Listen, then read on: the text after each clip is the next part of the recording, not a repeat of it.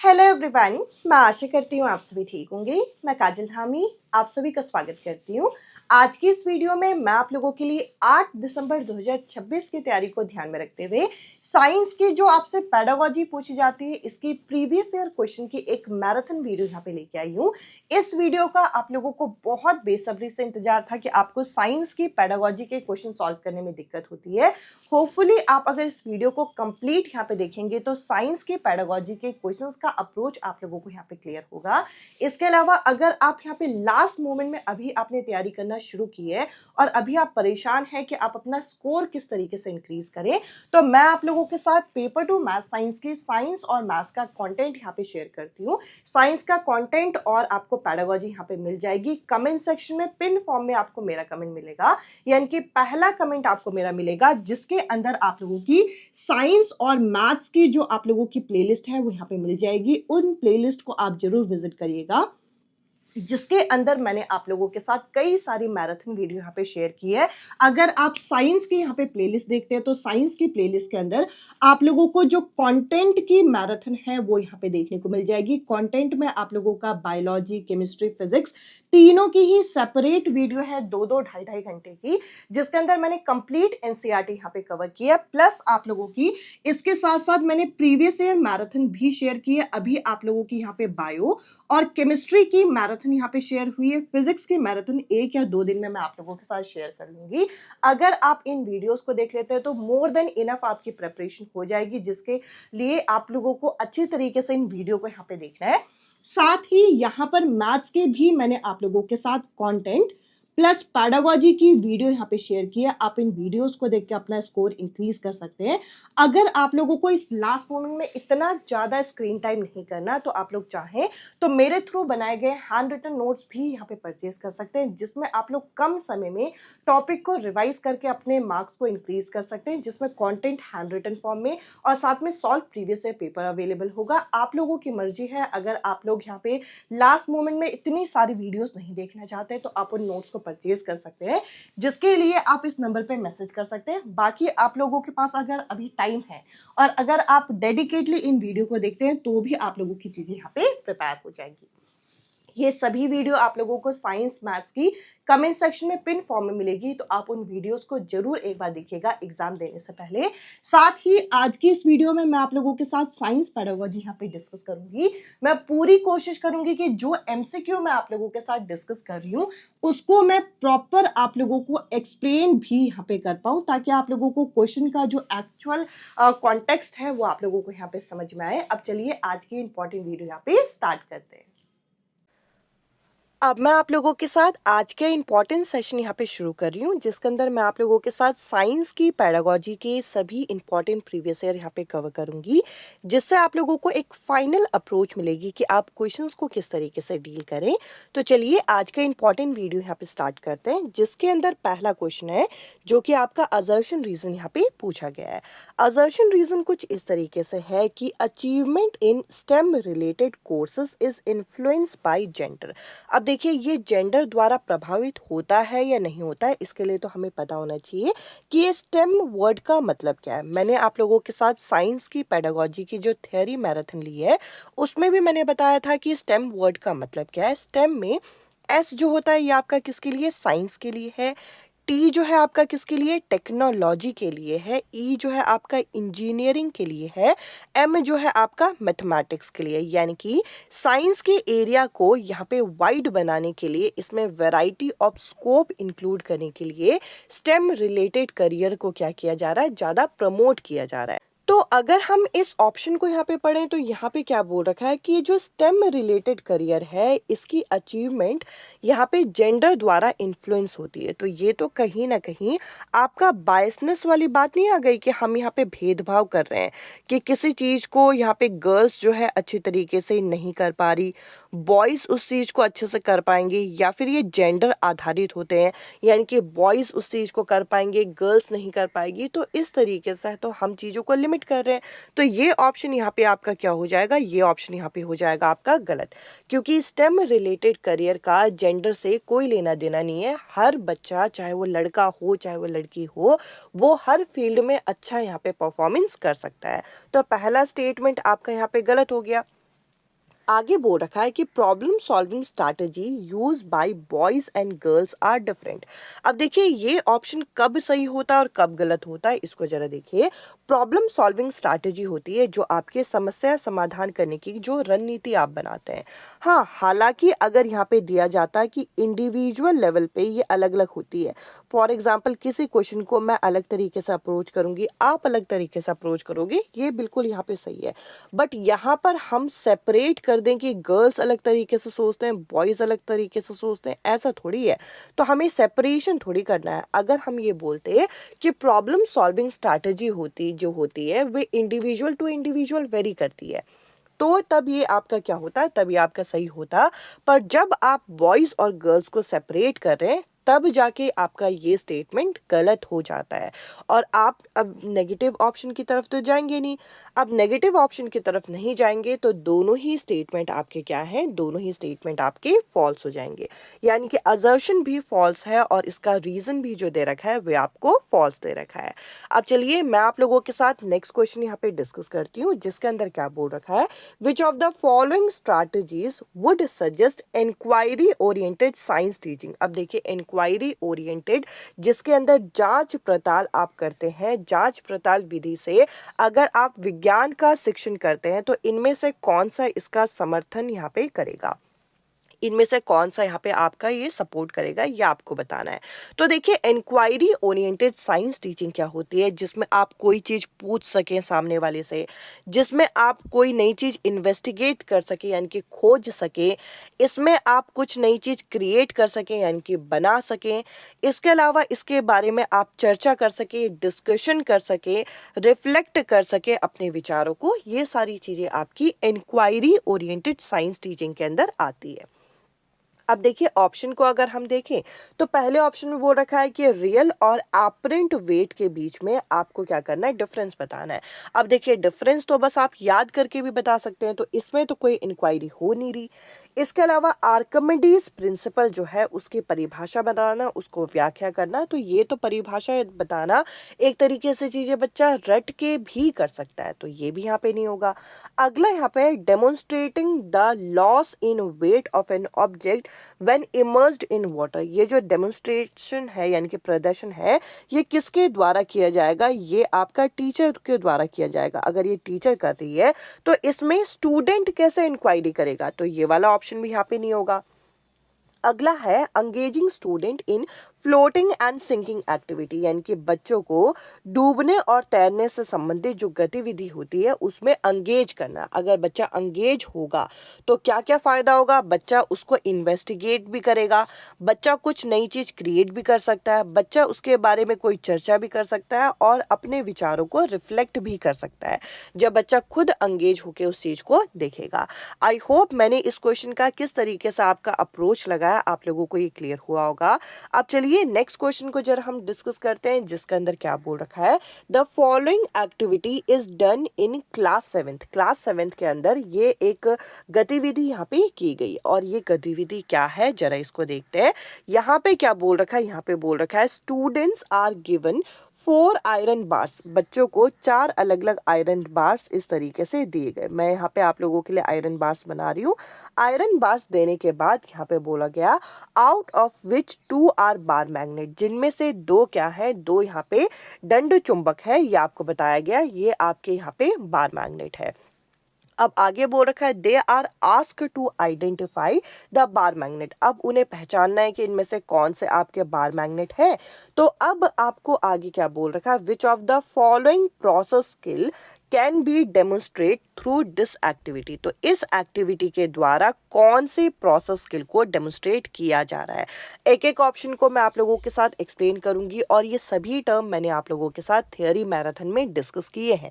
आप वहां पर देख सकते हैं, ये सभी चीजें आप लोगों को ऑलरेडी मिल जाएंगी। जिसमें पहले ऑप्शन में एक वर्ड मिल रहा है कंट्रोल वेरिएबल। अब इस चीज को मैंने एक्सप्लेन करने के लिए आप लोगों को एक गमले का उदाहरण दिया था कि एक गमले में आप एक पौधा लगाते हैं, तो पौधा लगाते हुए आप इसमें कौन सी मिट्टी चूज करेंगे, कौन सी मिट्टी यूज कर रहे हैं, कौन सा टाइप ऑफ प्लांट यूज़ कर रहे हैं ये आपके हाथ में है कि आप इसे कंट्रोल कर सकते हैं। इसके लिए आप यहाँ पे क्या है, ये आपके नियंत्रण में है। तो अगर हम देखें तो इस जगह पर तो आपको सीधा सीधा क्या दिए गए, 4 आपको आयरन बार्स दे दिए गए। इसमें आपका कोई कंट्रोल नहीं है कि आप अपनी मर्जी से चीज़ें चूज़ कर रहे हैं। आपको सामने से दे दी गई हैं ये 4 चीज़ें और चारों में से 2 बार मैग्नेट है, आपको पहचानना है। तो कंट्रोल वेरिएबल वाली जैसे तो कोई कॉन्सेप्ट यहाँ पे यूज़ नहीं हो रहा। इसके अलावा ये जो 4 आयरन बार्स आपको दे दिए गए, क्या आपको इसको मापना है, मेज़र करना है? तो आप कहेंगे मेज़र भी नहीं करना, इसमें मापना भी नहीं है। तो मापना नहीं है तो 2 ऑप्शन वैसे ही कट गए। तो इसमें आपको करना क्या है, आपको यहाँ पे ऑब्जर्वेशन रखनी है, आपको यहाँ पे अवलोकन करना है और इन चारों को आपको यहाँ पे वर्गीकृत करना है, यानी कि वर्गीकरण करना है, इनका क्लासिफिकेशन करना है। फिर इस पे आपको निष्कर्ष निकालना है कि इनमें से कौन कौन से आपके बार मैग्नेट है। तो इस हिसाब से इस क्वेश्चन का तीसरा जो ऑप्शन होगा यहाँ पे करेक्ट आंसर है। अब चलिए मैं आप लोगों के साथ नेक्स्ट क्वेश्चन यहाँ पे डिस्कस करती हूँ, जिसके अंदर क्या बोल रखा है। इस क्वेश्चन के अंदर बोल रखा है which of the following should not be the purpose of open book assessment in science. अब देखिए ओपन बुक असेसमेंट जो हम करते हैं, खुली किताब आकलन जो हम करते हैं, उसका उद्देश्य इनमें से कौन सा यहाँ पे नहीं होना चाहिए। तो नॉट आपको ढूंढना है। सबसे पहले तो आप इस चीज़ को यहाँ पे हाईलाइट करिएगा, क्योंकि कई बार हमारे आते हुए क्वेश्चन में गलत हो जाते हैं अगर आप क्वेश्चंस को सही से रीड नहीं करते तो। अब देखिए ये जो ओपन बुक असेसमेंट होता है या फिर आपके लिए जो ओपन बुक सिस्टम होता है, इसका फ़ायदा क्या है? इसका एक फ़ायदा ये है कि आपके अंदर क्रिटिकल थिंकिंग स्किल आती है, आप क्रिटिकली चीज़ों के बारे में सोच पाते हैं, आप प्रॉपर टाइम मैनेजमेंट आपको इसमें रिक्वायर्ड होती है, कहीं ना कहीं आप कॉन्सेप्ट को बहुत अच्छे से समझ पाते हैं। आप यहाँ पे बुक को एक्सप्लोर करेंगे, यानी कि अगर आपको एक पैसेज में से एक आंसर चाहिए इस जगह पर है, तो आप उस पैसेज को पूरा पढ़ेंगे तभी आपको वो आंसर मिलेगा। इट मीन्स कोई ऐसा कॉन्सेप्ट जो कि हिडन कॉन्सेप्ट हो आपकी बुक के अंदर, जो आपने नहीं पढ़ा हो पहले, तो वो भी आपका यहाँ पर क्लियर हो सकता है। आपको ये देखना है। अब देखिए यहाँ पे बोल रखा है may not suitable for all subject. ऐसा हो सकता है कि ये सभी सब्जेक्ट के लिए सुटेबल ना हो, ये माना जा सकता है। अगला है कैन लीड टू चीटिंग, यानी कि इसके अंदर चीटिंग होने के चांसेस होते हैं। तो कहीं ना कहीं बच्चा इसी माइंडसेट में रहता है कि हम यहाँ पे चीट कर सकते हैं, हमें यहाँ पे पढ़ने की जरूरत नहीं है। ये एक नेगेटिव एस्पेक्ट यहाँ पे देखा जाएगा। अब देखिए क्योंकि आपको नॉट वाला ऑप्शन यहाँ पे देखना है, पहले ऑप्शन में क्या बोल रखा है, to give opportunity to explore the book, यानी कि बच्चे को अपॉर्चुनिटी मिलती है, बच्चे को अवसर मिलता है कि ये बुक्स को क्या कर सके, बुक्स को यहाँ पे एक्सप्लोर कर सके। बिल्कुल सही है, बुक्स को पूरा पढ़ेगा एक पर्टिकुलर आंसर को ढूंढने के लिए, जैसे आप पैसेज वाले क्वेश्चन को सॉल्व करने के लिए करते हैं। अगला है to reduce the fear of assessment in learner, यानी कि जो विद्यार्थी है, जो अधिगम करता है, उनमें आकलन को के भय को यहाँ पे कम किया जाता है। तो ये तो कहीं ना कहीं सही है, जैसे कि बच्चा सोच रहा है कि मुझे सारी चीज़ें याद करने की ज़रूरत नहीं है, तो कहीं ना कहीं फेयर जो है वो कम होगा। अगला है to gauge conceptual understanding in learner, यानी कि कॉन्सेप्ट हम बिल्ड करना चाहते हैं, इसीलिए ओपन बुक असेसमेंट लेके आए। बट सिर्फ मार्क्स के लिए हम, यानी कि ज़्यादा मार्क्स को लाने के लिए हम इस मेथड को यहाँ पे ऑप्ट नहीं कर रहे।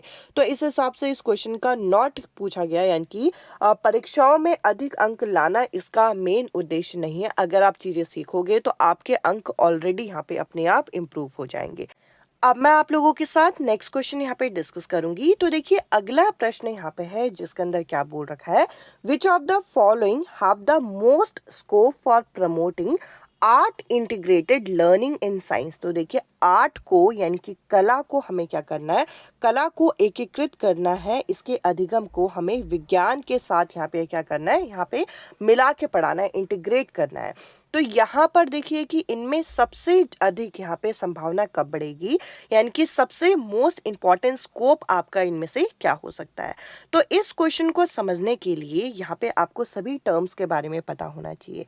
तो देखिए सबसे पहले यहाँ पे क्या दे रखा है, फील्ड ट्रिप। अब देखिए फील्ड ट्रिप क्या होता है, किसी क्षेत्र का भ्रमण। अगर आप किसी क्षेत्र का भ्रमण कर रहे हैं तो वो आपका फील्ड ट्रिप होगा, यानी कि उसकी जगह जाके आप उस जगह के बारे में क्या कर रहे हो, यहाँ पर ऑब्जर्वेशन कर रहे हो। तो बेसिकली ऑब्जर्वेशन स्किल जो है आपकी फील्ड ट्रिप से सबसे ज़्यादा यहाँ पे डेवलप होती है। इसके अलावा अगला है जनरल राइटिंग, यानी कि किसी चीज़ के बारे में, किसी जनरल के बारे में लिखना, किसी इवेंट के बारे में आपने क्या किया, यहाँ पर अपना एक जो प्रतिक्रिया है वो यहाँ पे तैयार कर दी। इसके अलावा जनरल राइटिंग यहाँ पे दे रखा है। प्रोजेक्ट, यानी कि प्रोजेक्ट तो यहाँ पे साइंस के अंदर बहुत इंपॉर्टेंट रोल प्ले करता है। जैसे कि आप किसी टॉपिक पे बच्चे को प्रोजेक्ट दे दो और बच्चा कलेक्टिव तरीके से उसमें काम करे, रिकॉर्ड बनाए, ऑब्जर्वेशन बनाए, तो काफ़ी सारी चीज़ें प्रोजेक्ट के अंदर आ जाएंगी। और एक दो और टर्म है एनेक्डोटल रिकॉर्ड और पोर्टफोलियो। इसको भी जरा हम यहाँ पे देखते हैं कि इसका मतलब क्या है। तो यहाँ पे हम लोगों को इन टर्म्स का मतलब बता रखा है। एक बार डिटेल में इन टर्म्स के मतलब को देखिएगा।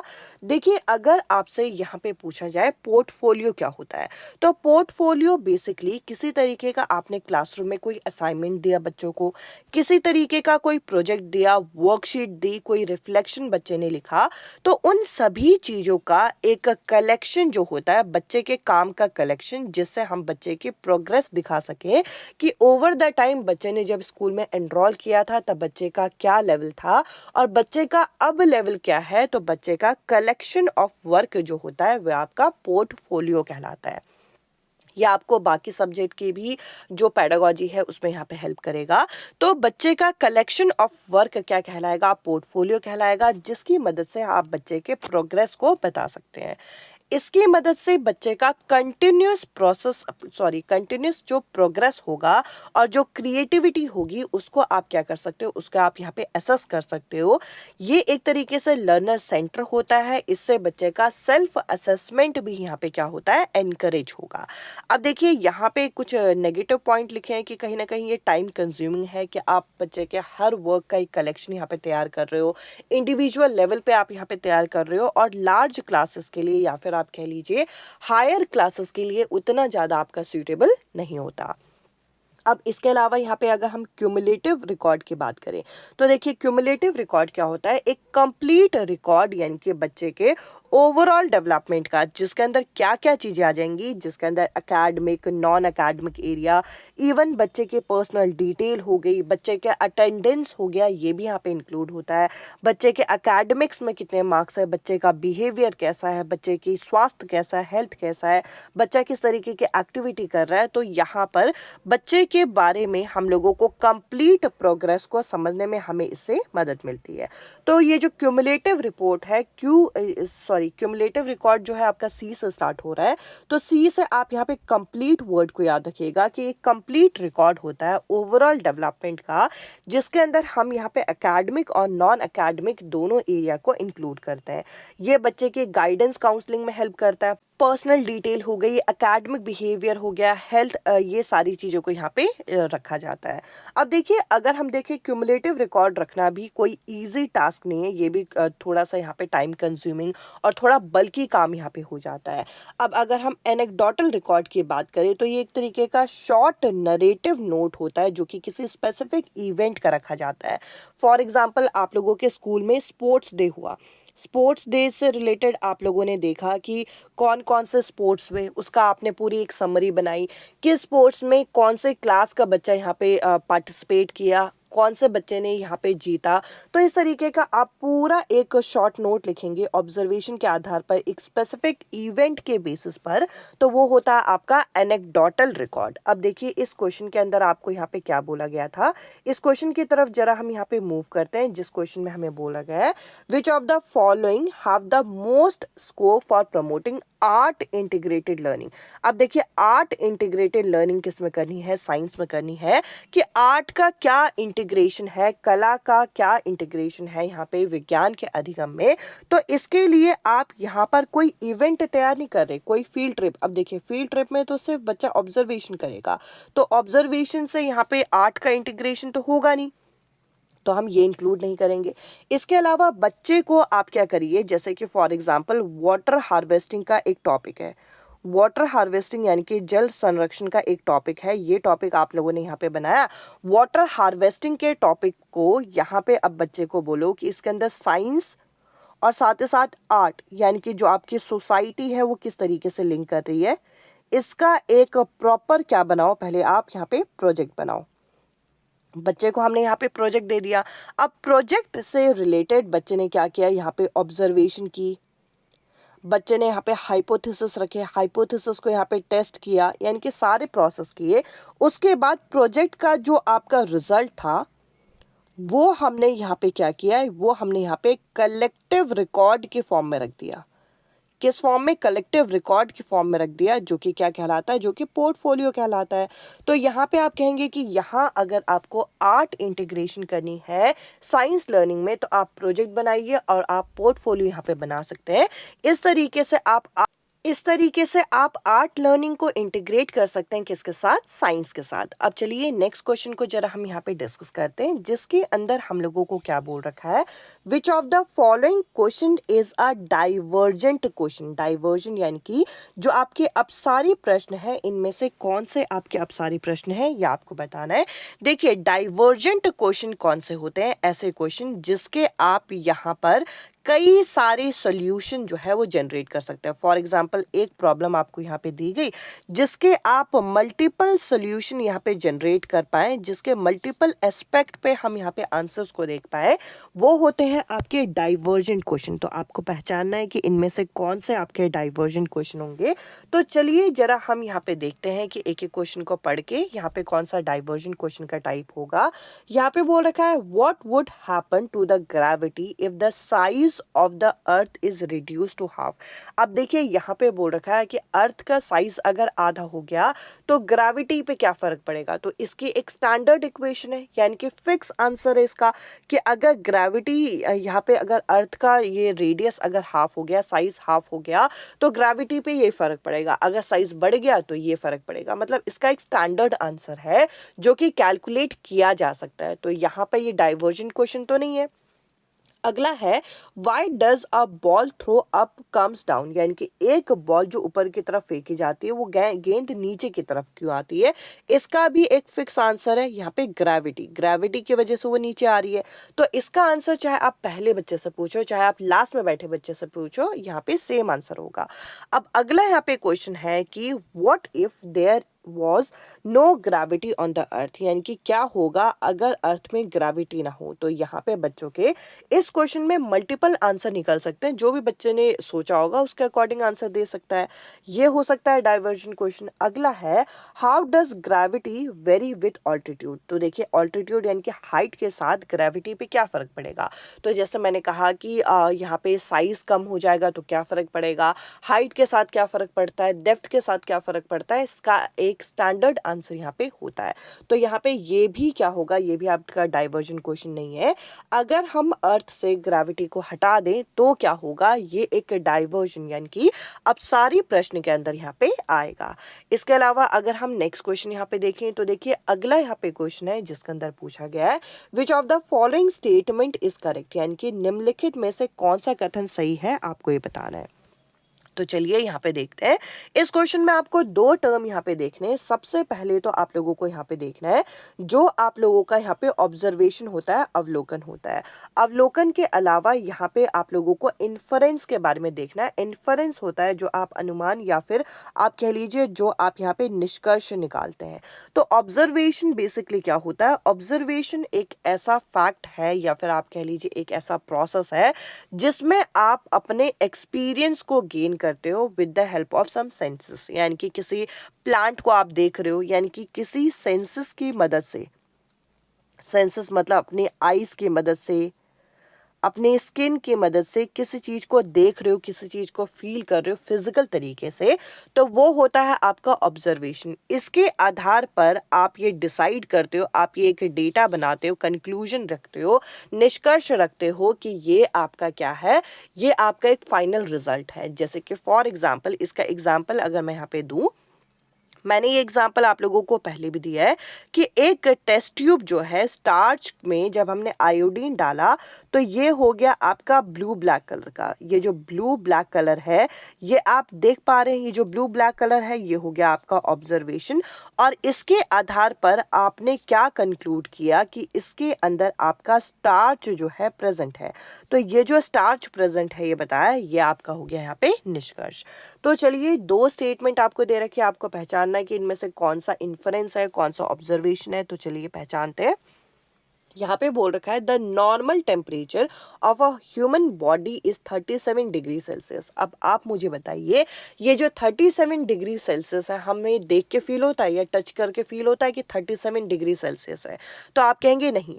हमने क्या किया होगा, हमने यहाँ पे ग्रुप ऑफ पीपल पे यहाँ पे क्या किया होगा, टेस्ट किया होगा। टेस्ट करने के बाद हम लोगों ने फाइनली बताया कि सबका टेम्परेचर जो है लगभग 37 डिग्री सेल्सियस के आसपास है।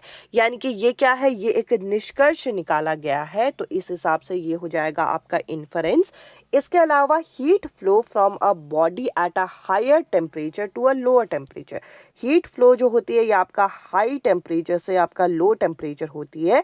ये भी आप लोगों का क्या है, ये भी एक रिजल्ट है जो कि किसी एक्सपेरिमेंट के बाद आपका कंक्लूड किया गया होगा। तो अगर कोई कंक्लूजन यानी कि जो आपका रिजल्ट दिया गया होगा, तो वो आपके क्या हो जाएंगे, वे आपके हो जाएंगे इन्फरेंस। तो इस हिसाब से इस क्वेश्चन का जो करेक्ट आंसर है वो क्या होगा, वो होगा आपका थर्ड ऑप्शन। अब चलिए मैं आप लोगों के साथ नेक्स्ट क्वेश्चन यहाँ पे डिस्कस करती हूँ, जिसमें नेचर ऑफ साइंस का क्वेश्चन पूछा गया है। एक इम्पॉर्टेंट टॉपिक है जहाँ से आपका क्वेश्चन आता है, तो इसको आपको बहुत अच्छे से करना है। यानी कि विज्ञान की प्रकृति के बारे में इनमें से कौन सा सही है, आप लोगों को ये देखना है। यहाँ पे क्या बोल रखा है कि scientific ideas are not affected by cultural context. अब देखिए, साइंटिफिक आइडिया हो या फिर नॉन साइंटिफिक आइडिया हो, सभी आपके कल्चरल कॉन्टेक्स्ट से अफेक्ट होते हैं। हमारे कल्चर से चीज़ें लिंक है। हम यहाँ पे सोशो कल्चर इशू यहाँ पे देखते हैं, सोशो साइंटिफिक इशू देखते हैं। अब देखिए, सोशो साइंटिफिक इशू मतलब ऐसे इशू जो कि हमारी सोसाइटी से लिंक है और साइंस से भी लिंक है। तो अगर हम साइंस को यहाँ पे सोसाइटी से लिंक कर रहे हैं, तो कल्चर का कोई भी इफेक्ट नहीं होगा। तो इस हिसाब से ये तो हम बिल्कुल नहीं बोल सकते कि जो हमारी सांस्कृतिक संदर्भ है, यानी कि जो हमारी कल्चर कॉन्टेक्स्ट है, इसका कोई भी प्रभाव हमारे वैज्ञानिक विचार पे नहीं पड़ता। तो ये तो आप लोगों का गलत हो जाएगा। यहाँ पे अफेक्ट पड़ता है क्योंकि हम सोशो साइंटिफिक इश्यूज पे बात करते हैं। अब अगला यहाँ पे there is no single scientific method. अब देखिए, सबको पढ़ के पहला ऑप्शन तो गलत है, ये पता चल जाता है। अब सेकेंड वाले ऑप्शन में यहाँ पे डाउट होता है कि कोई एकल वैज्ञानिक पद्धति नहीं है। तो सिंपल सी बात है कि साइंटिफिक मेथड, अगर मैं आपसे एक क्वेश्चन पूछूं क्या हमारे पूरे के पूरे वर्ल्ड में एक ही आपका साइंटिफिक मेथड है, तो आप कहेंगे नहीं भाई, बहुत सारे मेथड है। आप यहाँ पे ह्यूरिस्टिक मेथड से चीज़ें कर सकते हैं, आप यहाँ पे प्रोजेक्ट मेथड से क्वेश्चन कर सकते हैं, आप यहाँ पे एक तरीके से यहाँ पे लर्नर सेंटर मेथड यूज़ कर सकते हैं। मीन्स बहुत सारे मेथड है, तो कोई एक सिंगल साइंटिफिक मेथड तो नहीं है, कई सारे साइंटिफिक मेथड है। तो हम यहाँ पे कहेंगे कि इस क्वेश्चन का यहाँ पे पहला स्टेटमेंट फॉल्स है, जबकि दूसरा बी स्टेटमेंट यहाँ पे आप लोगों का सही है। अब मैं आप लोगों के साथ नेक्स्ट क्वेश्चन यहाँ पे डिस्कस करूंगी। तो देखिए, अगला ये जो क्वेश्चन है, इसके अंदर क्या बोल रखा है कि children of all age groups have various idea which may be different from scientific concepts. Which of the following statement are true regarding these ideas? अब देखिए, बच्चों में अलग अलग एज ग्रुप के बच्चों में अलग अलग टॉपिक के लेके यहाँ पे वेरियस आइडियाज होते हैं जो कि मे बी साइंटिफिक कॉन्सेप्ट से डिफरेंट हो सकते हैं। यानी कि ये किस चीज़ की बात की जा रही है, ये यहाँ पे आपके ऑल्टरनेट कॉन्सेप्ट की यहाँ पे बात की जा रही है। यानी कि जो आपके मिसकंसेप्शन होते हैं पर्टिकुलर टॉपिक को लेके, ये जो आपके ऑल्टरनेट कॉन्सेप्ट होते हैं या फिर जिसे आप यहाँ पे मिसकंसेप्शन के नाम से जानते हैं, इसके बारे में इनमें से कौन सा स्टेटमेंट सही है, ये यहाँ पे पूछा गया है। तो देखिए, जो हमारे मिसकंसेप्शन होते हैं उनको सबसे पहले तो हम जल्दी चेंज नहीं करना चाहते। तो ये यूजुअली आपके स्टेबल होते हैं, ये स्थिर होते हैं, इनमें हम जल्दी ही यहाँ पे बदलाव नहीं चाहते। साथ ही ये ऐसा हो सकता है कि कोई हमने ऑब्जर्वेशन की, कोई ऐसी परिघटना है जिसको हमने देखा, उसके आधार पर हमारी ये मिसकंसेप्शन बनी हो सकती है। ये जो मिसकंसेप्शन होती है ये कब डेवलप होती है, they tend to follow similar developmental pattern. अब देखिए, सिमिलर डेवलपमेंटल पैटर्न ये फॉलो करती है, यानी कि सेम तरीके का पैटर्न फॉलो करते हैं और उसी चीज़ को हम यहाँ पे ऑप्ट करते चले जाते हैं। अब आगे क्या बोल रखा है कि they are easy to modify. इसको ईजी नहीं होता मॉडिफाई करना, ये स्टेबल होती है। बच्चे इसमें जल्दी चेंजेस नहीं चाहते, जब तक उन्हें यहाँ पे वैलिड प्रूफ या फैक्ट यहाँ पे ना मिल जाए उससे पहले वो चेंज नहीं चाहते। अगला है they are often domain specific. अब देखिए, यहाँ पे बोल रखा है ये डोमेन स्पेसिफिक होते हैं। यानी कि ये हमारे कहीं ना कहीं प्रभाव क्षेत्र में बैठ चुके होते हैं और वो चीज़ जल्दी चेंज नहीं होती। तो यहाँ पर ए बी सी, इसके अलावा ई जो है यहाँ पे करेक्ट होगा। तो हम लोगों का फर्स्ट ऑप्शन इस क्वेश्चन का करेक्ट आंसर है। अब चलिए मैं आप लोगों के साथ नेक्स्ट क्वेश्चन यहाँ पे डिस्कस करती हूँ। ये जो क्वेश्चन है इसके अंदर क्या बोल रखा है, read the following statements in the context of laws and theories in science. Laws और थियरीज जो होती है साइंस में, इसके रिगार्डिंग आप लोगों का कौन सा स्टेटमेंट सही है ये पूछ रखा है। तो देखिए साइंटिफिक लॉ जो होते हैं वे बेसिकली डिस्क्राइब करते हैं व्हाट हैपन, यानी कि क्या हुआ, और जो साइंटिफिक थ्योरी होती है वो बेसिकली एक्सप्लेनेशन होती है कि ये चीज़ ऐसे एक्चुअल में क्यों हुई, वो होगी आपकी साइंटिफिक थ्योरी। अब देखिए लॉ जो है ये कई सारे ऑब्जर्वेबल फिनोमिना को देख के इनके बीच में एक रिलेशनशिप यहाँ पे डेवलप करता है, ये होता है आपका लॉ। और थ्योरी जो है होती है ये इसके एक्सप्लेनेशन को बताती है। अब जरा हम यहाँ पे इसके बारे में यहाँ पे देखते हैं। पहला स्टेटमेंट क्या है, laws are generalization statement whereas theories are explanation. यही मैंने बताया कि लॉज क्या है, एक जनरलाइजेशन है, एक सामान्यकरण कथन है, जबकि थियरीज क्या है, सिद्धांत क्या है, सिद्धांत आपकी व्याख्याएं। ये बिल्कुल सही है। इसके अलावा यहाँ पे बोल रखा है laws are very old and theories are contemporary, यानी कि जो सिद्धांत है वो क्या है, वह आपके समकालीन, जबकि नियम जो है वो काफ़ी पुराने हैं।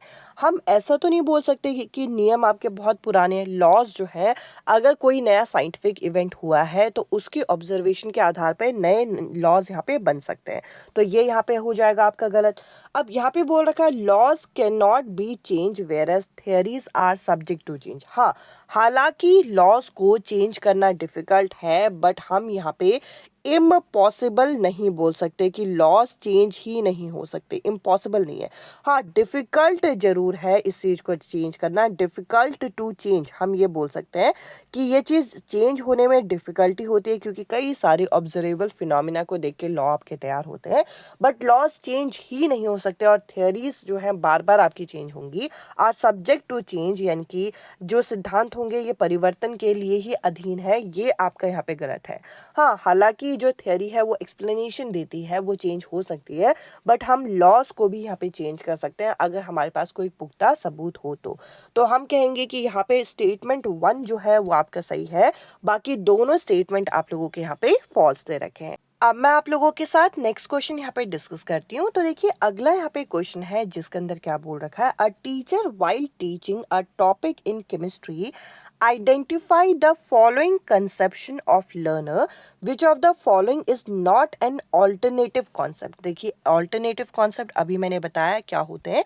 बेसिकली जो बच्चों के माइंड में किसी टॉपिक को लेके मिसकंसेप्शन होता है वही आपके ऑल्टरनेट कॉन्सेप्ट होते हैं।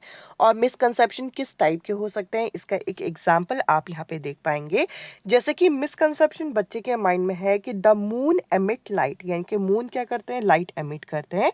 इसका साइंटिफिक एक्सप्लेनेशन आप क्या दे सकते हैं कि मून जो है वो सनलाइट की लाइट को रिफ्लेक्ट करते हैं। और इसको आप एक्सप्लोर कैसे कर सकते हो, आप यहाँ पे इसे ऑब्जर्व कर सकते हो मून के फेजेस को देख के, वो भी ओवर द टाइम, और कंपेयर कर सकते हो यहाँ पे फ्लैश लाइट को अगर आप मिरर में इसे हिट करते हो। मतलब इसे किस तरीके से हम कंपेयर कर सकते हैं, फ्लैश लाइट को अगर आप मिरर में हिट करते हो तो इस तरीके से आप फेजेस जो है मून की यहाँ पे कंपेयर कर सकते हो। तो यहाँ पे हम लोगों को एक तरीका बता रखा है कि मिसकंसेप्शन और साइंटिफिक एक्सप्लेनेशन आप किस तरीके से दे सकते हैं। अब इस क्वेश्चन में क्या पूछ रखा है कि यहाँ पर टीचर जो है केमिस्ट्री का एक टॉपिक पढ़ा रही है, तो बच्चों के अंदर यहाँ पे लर्नर के अंदर मिसकंसेप्शन है, जो यहाँ पे अवधारणा है, इनको पहचानने के लिए यहाँ पे आपको देखना है कि इन्हें पहचानना है, इनमें से कौन सी ऑल्टरनेट कॉन्सेप्शन नहीं होगी, आपको ये बताना है। तो चलिए एक एक ऑप्शन को जरा हम यहाँ पे डिटेल में पढ़ते हैं। यहाँ पे हम लोगों को जो पहला ऑप्शन दे रखा है वे क्या दे रखा है, पहले ऑप्शन में बोल रखा है कि carbon atom is black in colour, यानी कि कार्बन का जो एटम होता है, कार्बन का एटम वो आपका किस कलर का होता है, वो आपका ब्लैक कलर का होता है, ये बता रखा है। इसके अलावा अगला है कि a chemical bond is a line between two atom, chemical bond दो एटम के बीच के लाइन को हम केमिकल बॉन्ड बोलते हैं। इसके अलावा अगला है adding oxygen to a reaction is oxidation, यानी कि किसी हम सब्सटेंस में ऑक्सीजन को ऐड करेंगे तो ये प्रोसेस आपका ऑक्सीडेशन कहलाता है, ये सही है। अगला यहाँ पे है कि allotrope of carbon have same atomic number. अब यहाँ पे इनमें से कौन सा मिसकंसेप्शन नहीं है ये आपसे पूछ रखा है। अब इस क्वेश्चन में बोल रखा है कि इनमें से कौन सा ऑल्टरनेटिव कॉन्सेप्शन नहीं है, तो बाकी सारे ऑल्टरनेटिव कॉन्सेप्ट होंगे। जैसे कि आप पहले ऑप्शन को देखेंगे कि carbon atom is black in colour, इसका एक ब्लैक कलर स्पेसिफिक नहीं होता, ये एक मिसकंसेप्शन है आप लोगों का। इसके अलावा chemical bond is a line between two atom, ये लाइन नहीं होता है, बेसिकली इनके बीच का एक फोर्स है केमिकल बॉन्ड, जो कि क्या कर रहा है, जो कि दो एटम को यहाँ पे कंबाइंड रखने का काम कर रहा है। तो ये इनकम्प्लीट डेटा है, तो ये भी मिसकंसेप्शन होगा। इसके अलावा यहाँ पे बोल रखा है कि adding oxygen is a reaction, adding oxygen in a reaction is oxidation. तो देखिए ये आप लोगों की जो स्टेटमेंट है ये इनकम्प्लीट है, क्योंकि यहाँ पे ऑक्सीडेशन में इलेक्ट्रॉन्स जो होते हैं ये भी आपके क्या होते हैं, ये भी आपके ट्रांसफर होते हैं। इट मीन्स ये इंफॉर्मेशन आपकी इनकम्प्लीट दे रखी है, तो ये भी मिसकंसेप्शन हो गया। आगे allotrope of carbon have same atomic number, इनका एटॉमिक नंबर सेम होगा इनके ऑल्टोट्रॉप ऑफ कार्बन्स का, ये आपका मिसकंसेप्शन नहीं है, तो इस हिसाब से ये इस क्वेश्चन का यहाँ पे करेक्ट आंसर होगा। इसके अलावा अगर हम नेक्स्ट क्वेश्चन यहाँ पे देखें तो देखिए नेक्स्ट क्वेश्चन के अंदर क्या पूछ रखा है। इस क्वेश्चन के अंदर बोल रखा है which of the following represent a correct scientific analogy. Analogy क्या होता है, अगर आप यहाँ पर साइंस के किसी कॉन्सेप्ट को यहाँ पर क्या करें, साइंस के किसी कॉन्सेप्ट को कंपेयर करें किसी इजी चीज़ के साथ, किसी आप डे टू डे लाइफ की चीज़ के साथ, यानी कि डायरेक्ट कंपैरिजन अगर हो रहा हो। जैसे कि यहाँ पे पहले ऑप्शन में बोल रखा है कि जो प्योर गोल्ड है इज सॉफ्ट एज बटर, ऐसा तो कोई स्टेटमेंट हमने नहीं पढ़ा कि प्योर गोल्ड सॉफ्ट होता है, ये जरूर सही है, पर ये बटर की तरह सॉफ्ट होता है, हमने ये चीज़ नहीं पढ़ा। अगला है mitochondria is power house of the cell. Power house क्यों बोलते हैं, क्योंकि ये इसे एनर्जी प्रोवाइड करता है, वो भी एटीपी के फॉर्म में, तो ये बिल्कुल सही है। अब इसके अलावा अगर हम अगला ऑप्शन देखें तो यहाँ पे बोल रखा है fuel burn like a fire. जो फ्यूल होता है, जो ईंधन होता है, वे आपका आग की तरह जलता है, इस तरीके का कोई स्टेटमेंट हमने साइंस में नहीं पढ़ा। आगे यहाँ पे बोल रखा है कि battery is to flash light as headlight is to car, यानी कि जैसे कार के लिए यहाँ पे हेडलाइट होती है वैसे ही बैटरी के लिए यहाँ पे फ्लैश लाइट होती है, तो ये हम लोगों ने इस तरीके का कोई स्टेटमेंट नहीं पढ़ा। तो हम कंपैरिजन के साथ एनालॉजी यहाँ पे साइंस के अंदर कौन सी यूज़ करते हैं, जैसे कि माइटोकॉन्ड्रिया को power house of the cell बोल दिया, प्लास्टिड को किचन ऑफ द सेल बोल दिया, सेल को यहाँ पे किसके साथ कंपेयर किया था, यहाँ पे हनीकॉम्ब के साथ कंपेयर किया था। इसके अलावा हम लोगों ने यहाँ पे एटम को क्रिसमस पुडिंग के साथ कंपेयर किया, तो ये सारी आपकी क्या कहलाएंगी, ये सारी आपकी यहाँ पे एनालॉजी हो जाती हैं। अब हम नेक्स्ट क्वेश्चन यहाँ पे डिस्कस करते हैं, जो कि एक अच्छा क्वेश्चन यहाँ पे है। इसके अंदर क्या बोल रखा है, इस क्वेश्चन के अंदर हम लोगों को यहाँ पे पूछ रखा है कि a teacher organises a debate on nuclear energy in class, what could be her objective. तो उनका ऑब्जेक्टिव इनमें से क्या रहा होगा, ये हमसे यहाँ पे पूछा गया है। तो देखिए यहाँ पर न्यूक्लियर एनर्जी को लेके इन्होंने एक डिबेट कराया है, तो वो चाहेंगी कि साइंस, टेक्नोलॉजी और सोसाइटी का क्या यहाँ पे कनेक्शन है वो बच्चा समझ पाए, क्योंकि न्यूक्लियर एनर्जी यहाँ पे एडवांटेजेस भी है और डिसएडवांटेज भी है, किसके लिए, हमारी सोसाइटी के लिए।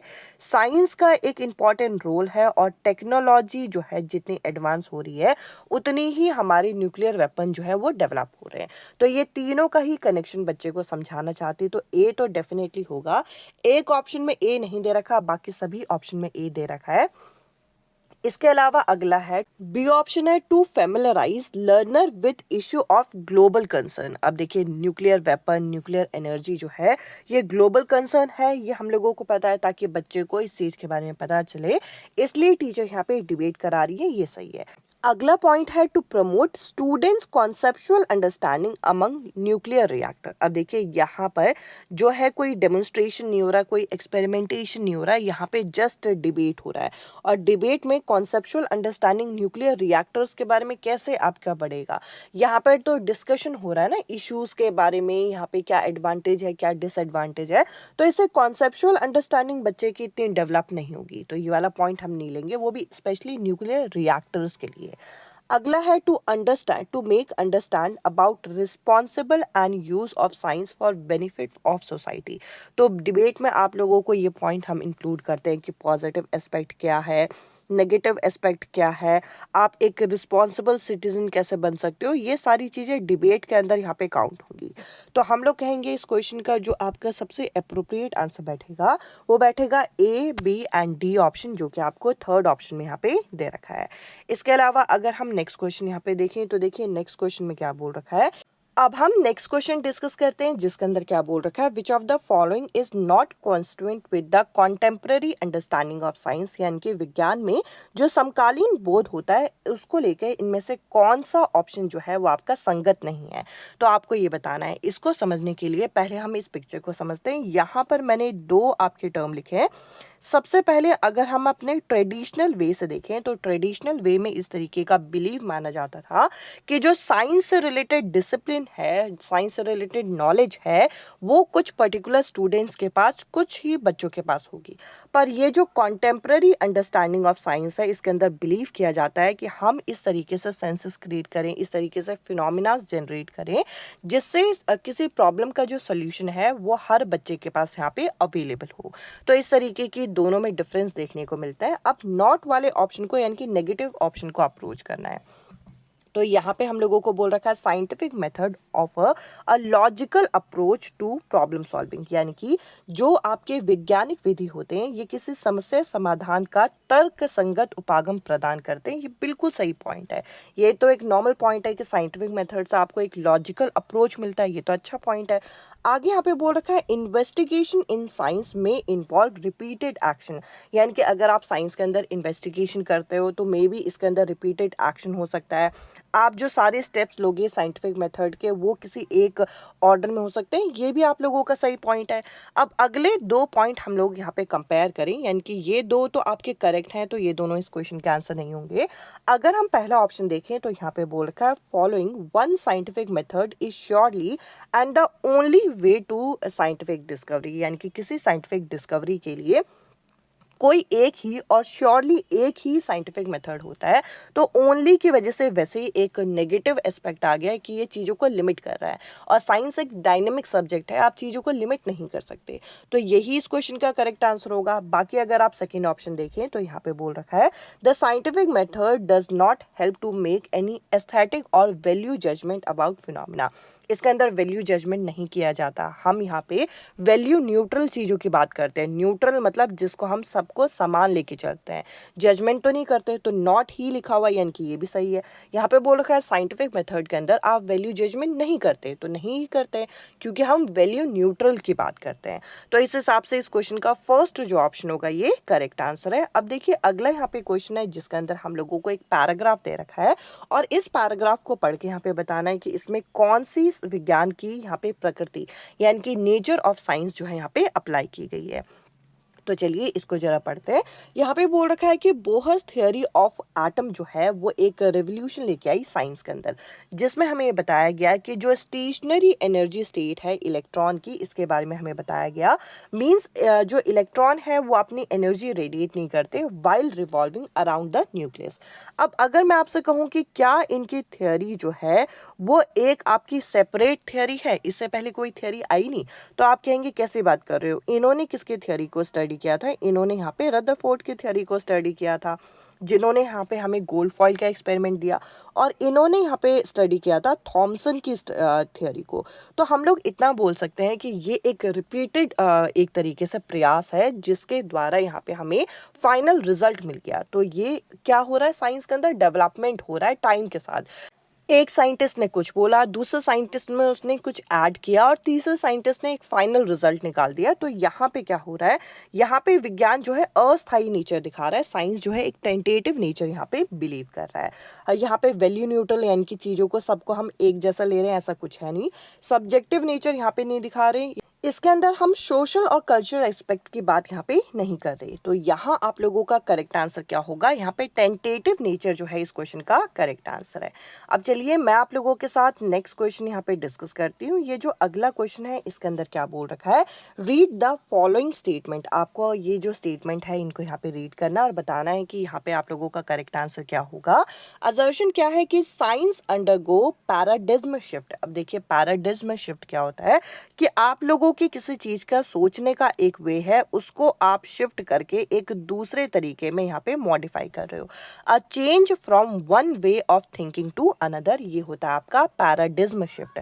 अब साइंस के अंदर पैराडिज्म शिफ्ट होता है या नहीं होता, तो आप कहेंगे साइंस के अंदर नई नई थियोरीज बनती हैं और नए नए एविडेंसेस आते हैं, जिसके बेसिस पे हम नई नई चीज़ों में यहाँ पे शिफ्ट भी करते हैं। अभी मैंने आप लोगों के साथ डिस्कस किया कि बोहर्स मॉडल आने से पहले रदरफोर्ड का मॉडल आया।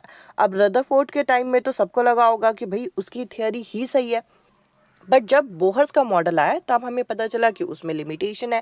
अब इससे पहले यहाँ पे थॉमसन ने अपनी मॉडल दिया था।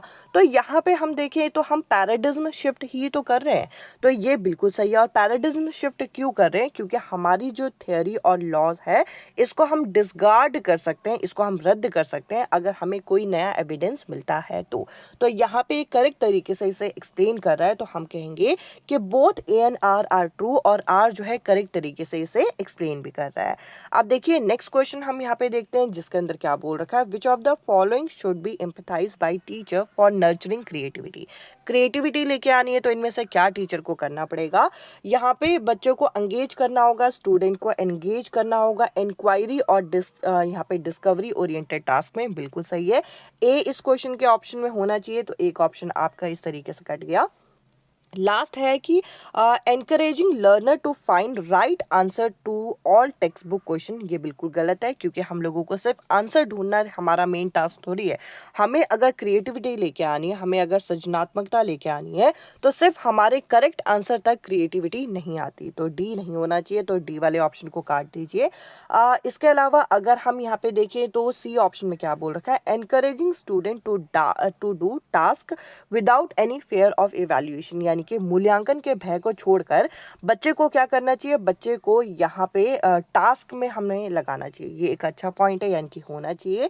अगर बी ऑप्शन को देखें तो यहाँ पे बोल रखा है हाईलाइटिंग राइट और wrong response while evaluating student task. तो देखिए सिर्फ हाईलाइट करना उनके गलत और सही प्रदर्शन को, ये एक नकारात्मकता लेके आ सकता है, नेगेटिविटी लेके आ सकती है, तो ये भी गलत है।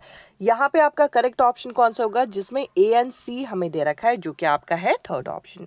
इसके अलावा अगर हम नेक्स्ट क्वेश्चन यहाँ पे देखें तो देखिए नेक्स्ट क्वेश्चन के अंदर हमें क्या बोल रखा है, यहाँ पे बोल रखा है during a science class a teacher share with her learner that the credit for the invention of electric bulb किसको दिया जाता है, एडिसन को दिया जाता है। Several other before them work on it, यानी कि इससे पहले भी कईयों ने इस पे काम किया बट वो फेल्ड हो गए। What does the above remark by the teacher indicate about science, यानी कि साइंस के किस नेचर को यहाँ पे दिखा रहा है। तो अब देखिए यहाँ पर आप लोगों को एक चीज दिख रही होगी कि इन्वेंशन का क्रेडिट किसको दिया गया, एडिसन को दिया गया, और इससे पहले भी कई लोगों ने इस पे काम किया, ये यहाँ पे बताया गया।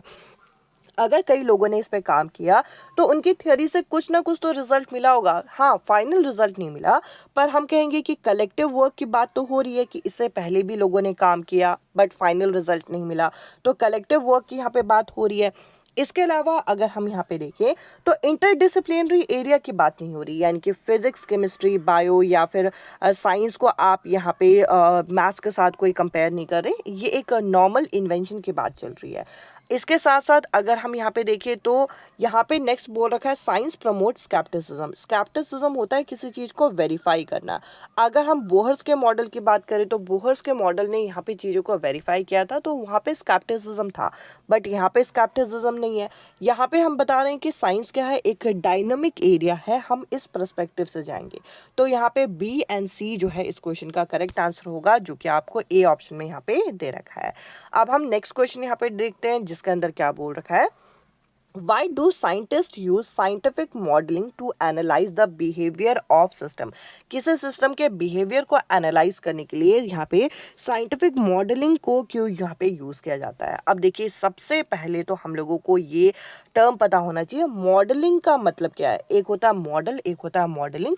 अगर हम किसी भी फॉर्मल सिस्टम को किसी एक रियल सिस्टम से डिकोड कर दें तो वो होता है आपका साइंटिफिक मॉडलिंग, ये आपको समझना होगा। तो कभी भी आपके पेपर में मॉडलिंग शब्द आ जाए तो आपको ढूंढना है कि कहाँ पे रियल सिस्टम की यहाँ पे बात की जा रही है। तो यहाँ पे बोल रखा है modelling does not need instrument, ऐसा नहीं है कि इसमें इंस्ट्रूमेंट की जरूरत नहीं है। यहाँ पे बोल रखा है modelling does not required any computer calculation, ऐसा नहीं है कि कंप्यूटर कैलकुलेशन चाहिए नहीं। Model can not be test hypothesis, अब देखिए मॉडल जो है हाइपोथेसिस को टेस्ट नहीं कर सकता, ऐसा नहीं है। अब अगला ऑप्शन है कि models are simple to analyse, यानी कि मॉडल्स जो होते हैं वो काफ़ी सिंपलर होते हैं एनालाइज करने के लिए एक रियल सिस्टम से। तो हम लोग चाहते हैं कि हम लोग रियल सिस्टम में चीज़ों को एनालाइज करें ताकि हम लोग बच्चों के बिहेवियर को समझ सकें, तो इसलिए हम यहाँ पे साइंटिफिक मॉडलिंग को यूज़ करते हैं। तो आई होप ये क्वेश्चन आप लोगों को यहाँ पे क्लियर हुआ होगा। इस क्वेश्चन का थर्ड जो ऑप्शन है यहाँ पे करेक्ट आंसर है। अब देखिए अगला यहाँ पे क्वेश्चन है जिसके अंदर क्या बोल रखा, a teacher perform an experiment in a class and student record the following statement, जिसे आपने स्टेटमेंट 1 और स्टेटमेंट 2 के नाम से यहाँ पे दिया। अब यहाँ पे पूछ रखा है कि ये जो स्टेटमेंट है इनमें से कौन सा आपके अवलोकन है, कौन सा आपके निष्कर्ष है, ये आपको यहाँ पे बताना है।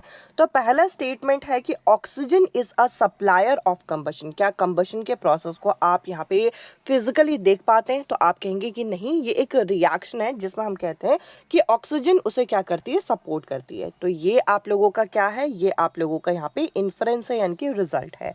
अब यहाँ पे क्या बोल रखा है कि oxygen is a non combustible gas. अब ऑक्सीजन जो है एक नॉन कंबस्टेबल गैस है, ये भी आपने कोई एक्सपेरिमेंट करके ही प्रूव किया होगा।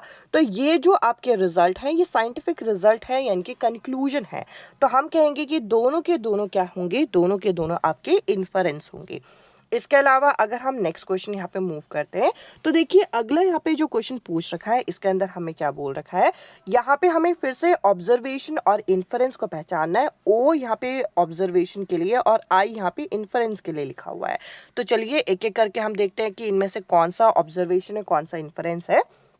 लास्ट ऑप्शन में क्या बोल रखा है कि सोडियम हाइड्रोक्साइड और यहाँ पे हाइड्रोक्लोरिक एसिड न्यूट्रलाइज करते हैं एक दूसरे को। तो ये एक प्रॉपर केमिकल रिएक्शन है जो कि आप यूजुअली देख नहीं सकते, इसको आप टेस्ट कर सकते हो, इसका एक रिजल्ट आता है। तो यहाँ पे ये क्या है, यहाँ पे ये एक इन्फरेंस है, यानी कि डी आपका ऑब्जर्वेशन नहीं होगी। तो डी ऑब्जर्वेशन इस ऑप्शन में दे रखी है। जैसे आप यहाँ पे देख सकते हैं कि O को हमने इस तरीके से C एंड D मेंशन कर रखा है, तो ये यहाँ पे होगा नहीं। इसके अलावा अगर हम यहाँ पे देखें तो lime water turn milky on passing CO2, lime water आपका मिल्की हो जाता है, क्या ये कलर आपको विजिबल होगा? तो आप कहेंगे कि यस, ये हमें विजिबल होता है। तो ये आपका है observation. Air expand on heating, ये एक आपने क्या किया, ये एक आपने निष्कर्ष निकाला है, कंक्लूजन निकाला है कि एयर जो होती है एक्सपैंड होती है हीटिंग में। अगर इस केस में यहाँ पे एयर बलून की बात की जाती तो तब वो आपका क्या होता, ऑब्जर्वेशन होता। अब आगे यहाँ पे देखिए कि यहाँ पे बोल रखा है metallic oxide are basic in nature, ये एक पर्टिकुलर रिएक्शन से आपका प्रूफ होता है। तो ये भी क्या है, ये भी आपका यहाँ पे इन्फरेंस है। तो इसमें यहाँ पे 3 ऑप्शन इन्फरेंस है और एक ही आपका ऑब्जर्वेशन है जो कि है सी। यहाँ पर आप लोगों का सेकेंड ऑप्शन में ये चीज़ आपका मैंशन किया गया है। मैं उम्मीद करूँगी कि ये क्वेश्चन आप लोगों को यहाँ पे क्लियर हुआ होगा। अब देखिए अगला यहाँ पे क्वेश्चन है जिसके अंदर क्या बोल रखा है कि discussion on socio scientific issue in class help in. अब देखिए सोशो साइंटिफिक इशू कैसे हो सकते हैं, जैसे कि आप यहाँ पे डिफॉरेस्टेशन में डिस्कशन करें, आप यहाँ पे पेस्टिसाइड और यहाँ पे केमिकल के यूज़ के बारे में डिस्कशन करें, आप यहाँ पे फॉरेस्ट जो एक्सप्लोटेशन है यानी कि मैसिव हम फॉरेस्ट का यूज़ करें इसको डिस्कस करें, या फिर ओपन बर्निंग को डिस्कस करें, ये आपके सोशो साइंटिफिक इशू है। अगर आप ऐसे इश्यूज़ को क्लास में डिस्कस करते हो तो इससे क्या होगा, यहाँ पे ये पूछ रखा है। तो देखिए यहाँ पे बच्चों के अंदर एक आर्गुमेंटेटिव स्किल आएगी, ये तो बिल्कुल सही है कि बच्चा अपने तर्क जो है सामने रख पाएगा। इससे यहाँ पे मल्टीपल पर्सपेक्टिव जो होंगे वो डेवलप होंगे एक पर्टिकुलर इश्यू को लेके। एक बच्चे को एक पॉइंट लगेगा, दूसरे बच्चे को एक पॉइंट लगेगा, ये भी सही है। यहाँ पे एनकरेज होगा बच्चा, एनकरेजिंग सिटीजन साइंस एक्टिविटी, ये एनकरेज होगा। अब अगला यहाँ पे हम लोगों को क्या बोल रखा है, अगला पॉइंट यहाँ पे बोल रखा है appreciating the role of society in the development of science. अब देखिए यहाँ पे अगर आप इश्यूज को डिस्कस कर रहे हैं तो आप कंसर्न की बात करेंगे, तो यहाँ पे साइंस के डेवलपमेंट की बात नहीं हो रही, यहाँ पे प्रॉब्लम्स की बात हो रही है, आपको ये ध्यान देना है। तो यहाँ पे हम लोगों का पहला जो ऑप्शन होगा ये यहाँ पे करेक्ट आंसर है। इसके अलावा अगर हम नेक्स्ट क्वेश्चन यहाँ पे देखते हैं तो देखिए नेक्स्ट क्वेश्चन के अंदर हम लोगों को क्या बोल रखा है, in class 7th teacher plan to identify alternative concept of student in the topic, जैसे कि adaptation in plant and animal. Adaptation in plant and animal topic में ऑल्टरनेटिव कॉन्सेप्ट जो है टीचर यहाँ पे आइडेंटिफाई करने की कोशिश कर रही है। Which of the following set of strategy is best suited for this purpose. तो इनमें से कौन से स्ट्रैटेजी जो होगी वो यहाँ पे सबसे बेस्ट सूट करेगी, आपसे ये पूछ रखा है। तो देखिए अडेप्टेशन के बारे में टीचर यहाँ पे डिस्कशन कर रही है और यहाँ पे एग्जामिनर ने जो इस क्वेश्चन का करेक्ट आंसर माना था वो 2 ऑप्शन माने थे, यानी कि यहाँ पे फर्स्ट ऑप्शन में भी करेक्ट माना गया था, सेकंड में भी करेक्ट माना गया था। तो देखिए सबसे पहले ग्रुप डिस्कशन तो हो गई, अडेप्टेशन किस तरीके से किया, यहाँ पे ग्रुप डिस्कशन के साथ साथ आप यहाँ पे क्वेश्चनेयर यहाँ पे प्रिपेयर कर सकते हो, एक डायग्नोस्टिक क्वेश्चन प्रिपेयर कर सकते हो। ये यहाँ पे ऑल्टरनेटिव कॉन्सेप्ट को ढूंढने में यहाँ पे मदद करेगा कि बच्चों के क्या क्या प्रॉब्लम है, यहाँ पे उन क्वेश्चंस के थ्रू हमें पता चल जाएगा।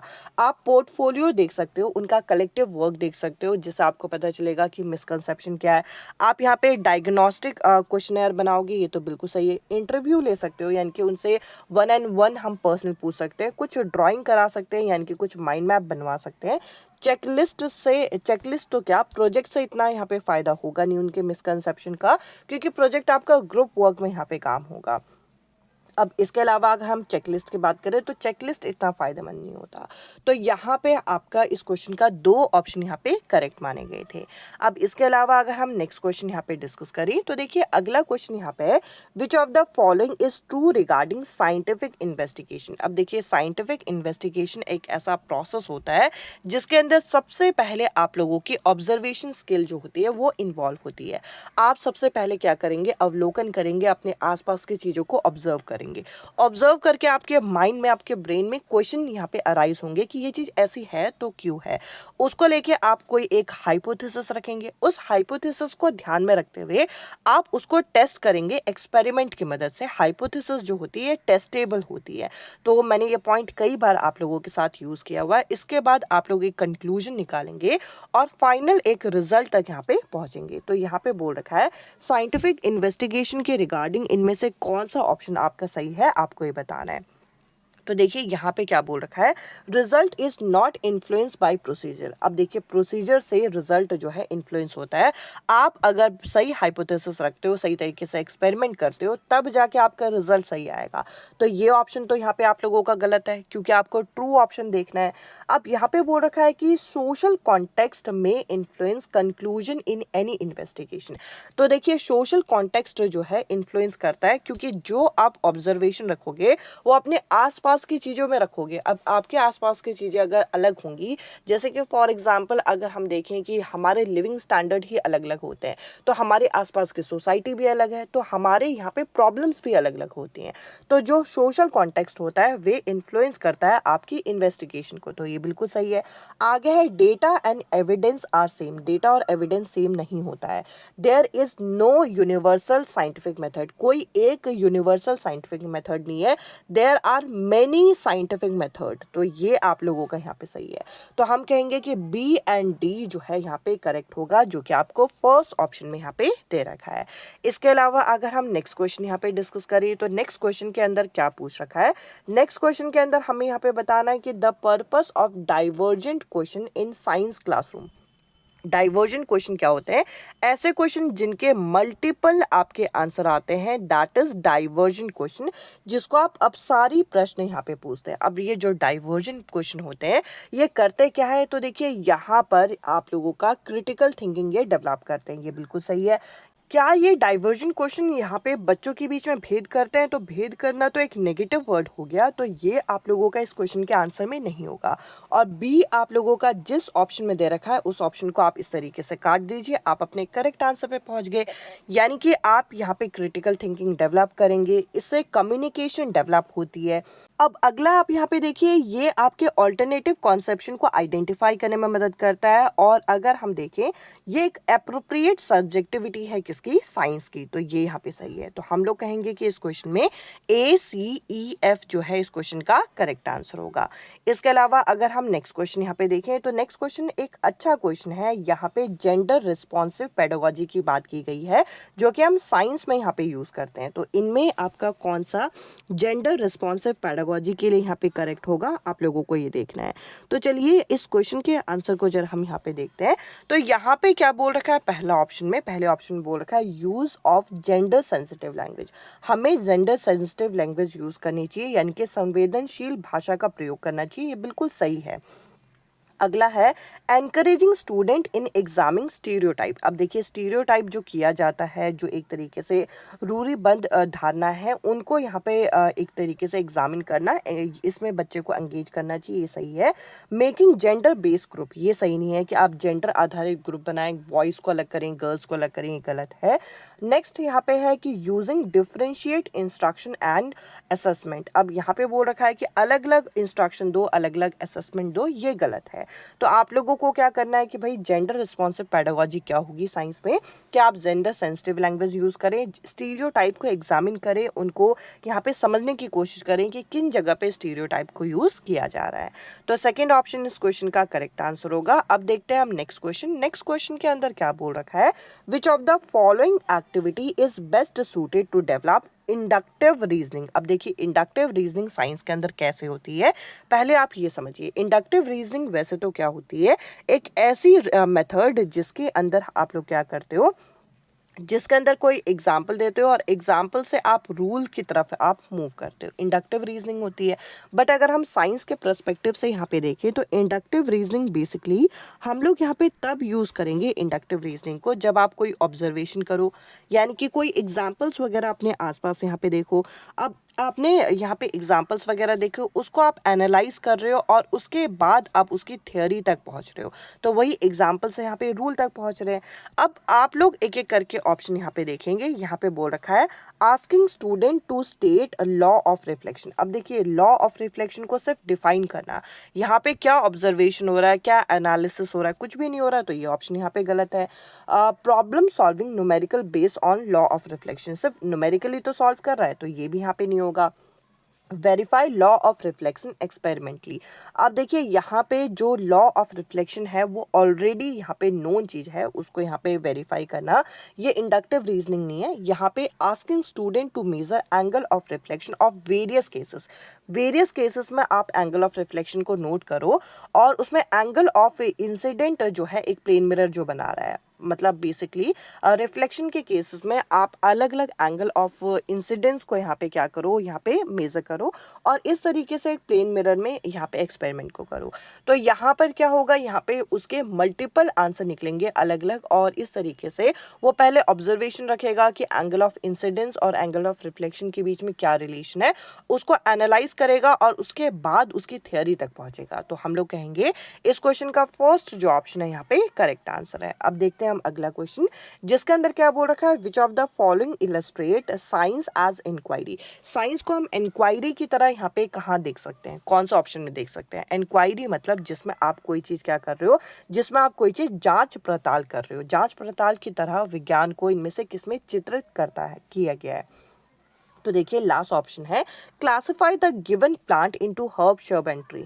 तो बस बच्चे के सामने जो यहाँ पे प्लांट है उनको वो क्लासिफाई कर रहा है, क्लासिफिकेशन तो इंक्वायरी नहीं होगी, कोई इंक्वायरी थोड़ी हो रही है यहाँ पे। इसके अलावा observe the type of variation in the various leaf. अब देखिए, अलग अलग पत्ते दे दी, उनमें किस तरीके का पैटर्न है ये पहचानो। तो ये एक तरीके का इंक्वायरी नहीं है, बस बच्चा इसे क्या कर रहा है, अलग अलग कर रहा है। List 5 use of coconut plant, तो बस बच्चा लिस्ट कर रहा है, एक्सप्लोर करना फैक्टर्स को जो कि रेट ऑफ जर्मिनेशन को अफेक्ट करते हैं, ये है आपकी इंक्वायरी, इसमें बच्चा इंक्वायरी करेगा। तो यहाँ पे आप लोगों का फर्स्ट जो ऑप्शन होगा ये करेक्ट आंसर है। अब देखते हैं हम नेक्स्ट क्वेश्चन। नेक्स्ट क्वेश्चन के अंदर क्या बोल रखा है, which of the following is true regarding scientific loss, यानी कि जो वैज्ञानिक नियम हैं उनके बारे में इनमें से कौन सा सही दे रखा है, आपको ये पहचानना है। तो एक एक करके यहाँ पे देखते हैं। यहाँ पे बोल रखा है they are formed from scientific theory, ये साइंटिफिक थियरी से बने हुए, या फिर they can not be challenged, इनको चैलेंज किया जा सकता है, ये तो वैसे ही गलत है। They provide reasoning for physical phenomena, physical phenomena को लेकर रीजनिंग देते हैं।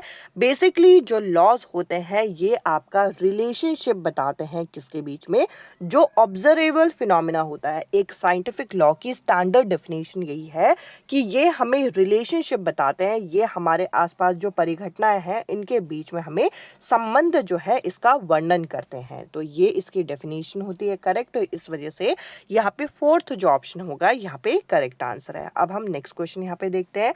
नेक्स्ट क्वेश्चन के अंदर हमें क्या बोल रखा है, which of the following is not a feature of alternative conception in science, यानी कि विज्ञान में जो वैकल्पिक अवधारणा होती है इनकी विशेषताओं में इनमें से कौन सी विशेषता नहीं है, आपको ये देखना है।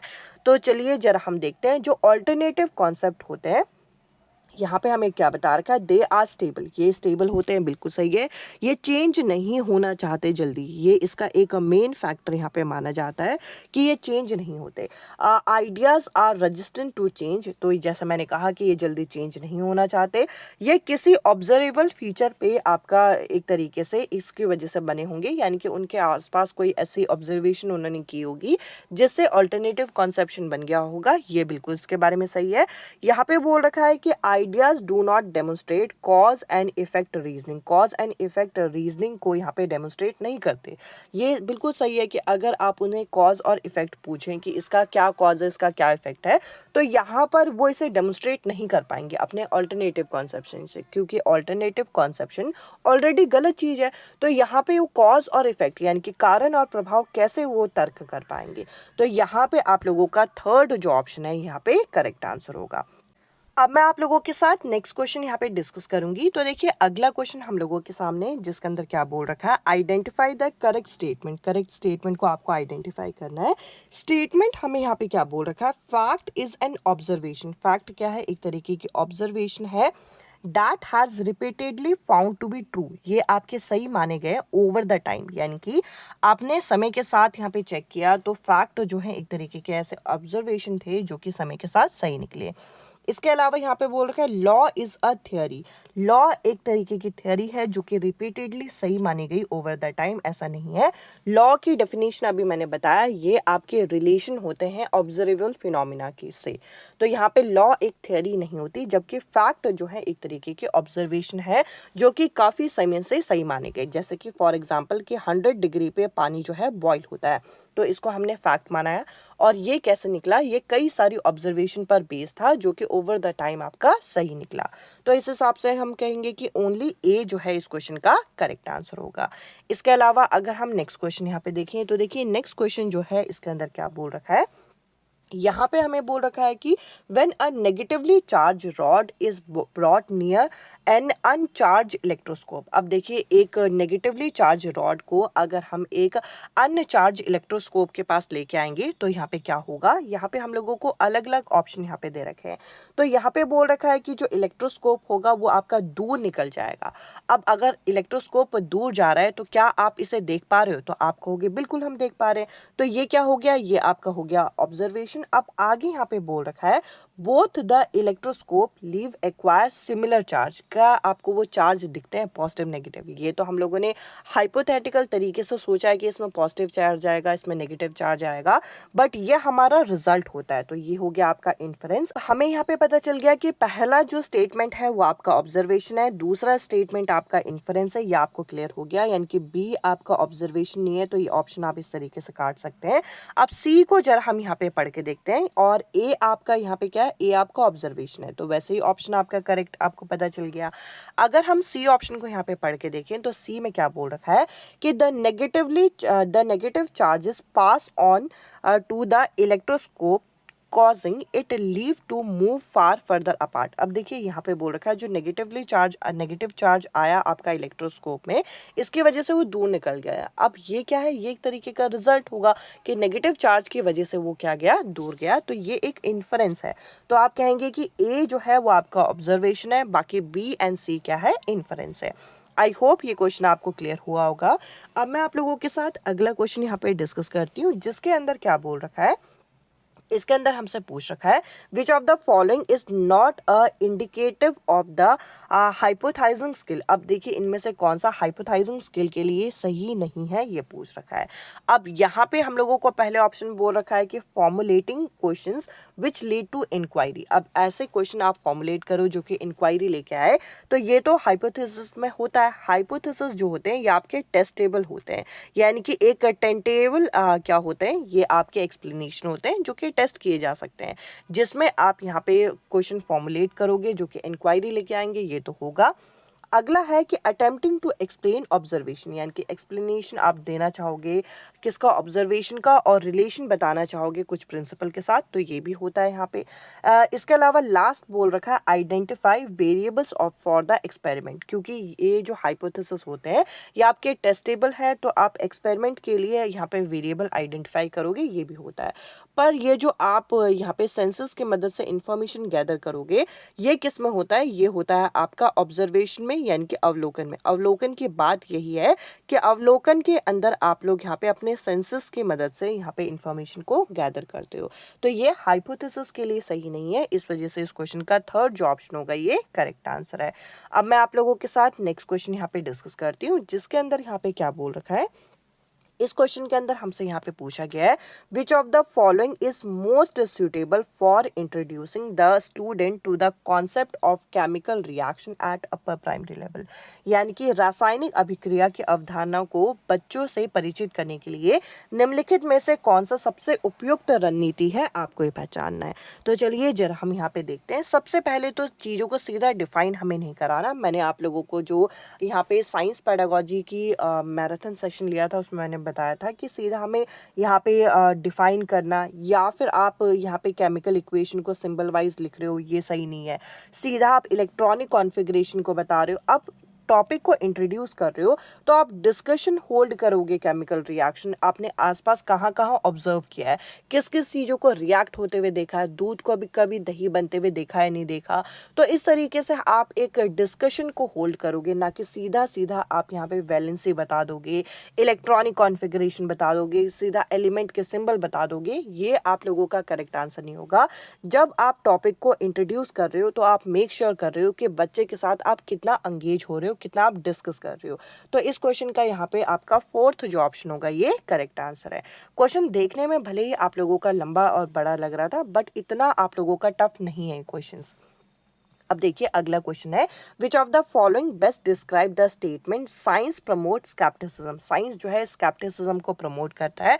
मैंने आप लोगों को कई बारी बता दिया, स्केप्टिसिज्म मतलब आप जब किसी चीज़ को वेरीफाई करते हो, यानी कि कोई चीज़ आप लोगों को यहाँ पे डाउट क्रिएट करती है, और साइंस में आप लोगों को स्केप्टिसिज्म रखना चाहिए, क्योंकि आप अगर डाउट रखोगे तभी आप उस चीज़ को वेरीफाई करोगे। तो साइंटिस्ट जो है ओपन माइंडेड है और विलिंग होते हैं मॉडिफाई करने के लिए अपने आइडियाज़ को, ऐसा नहीं है।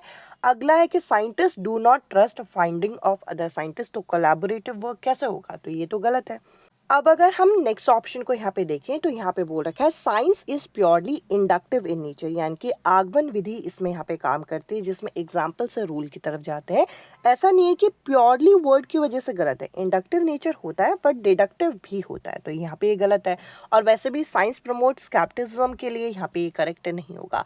स्केप्टिसिज्म वो होता है जिसमें आप कुछ वैलिडिटी रखते हो और उसको क्लेम करते हो, वो भी किस बेसिस पे, कुछ ऑब्जेक्टिव के बेसिस पे, कुछ एविडेंस के बेसिस पे। तो यहाँ पे आप लोगों का फर्स्ट जो ऑप्शन होगा ये करेक्ट आंसर है।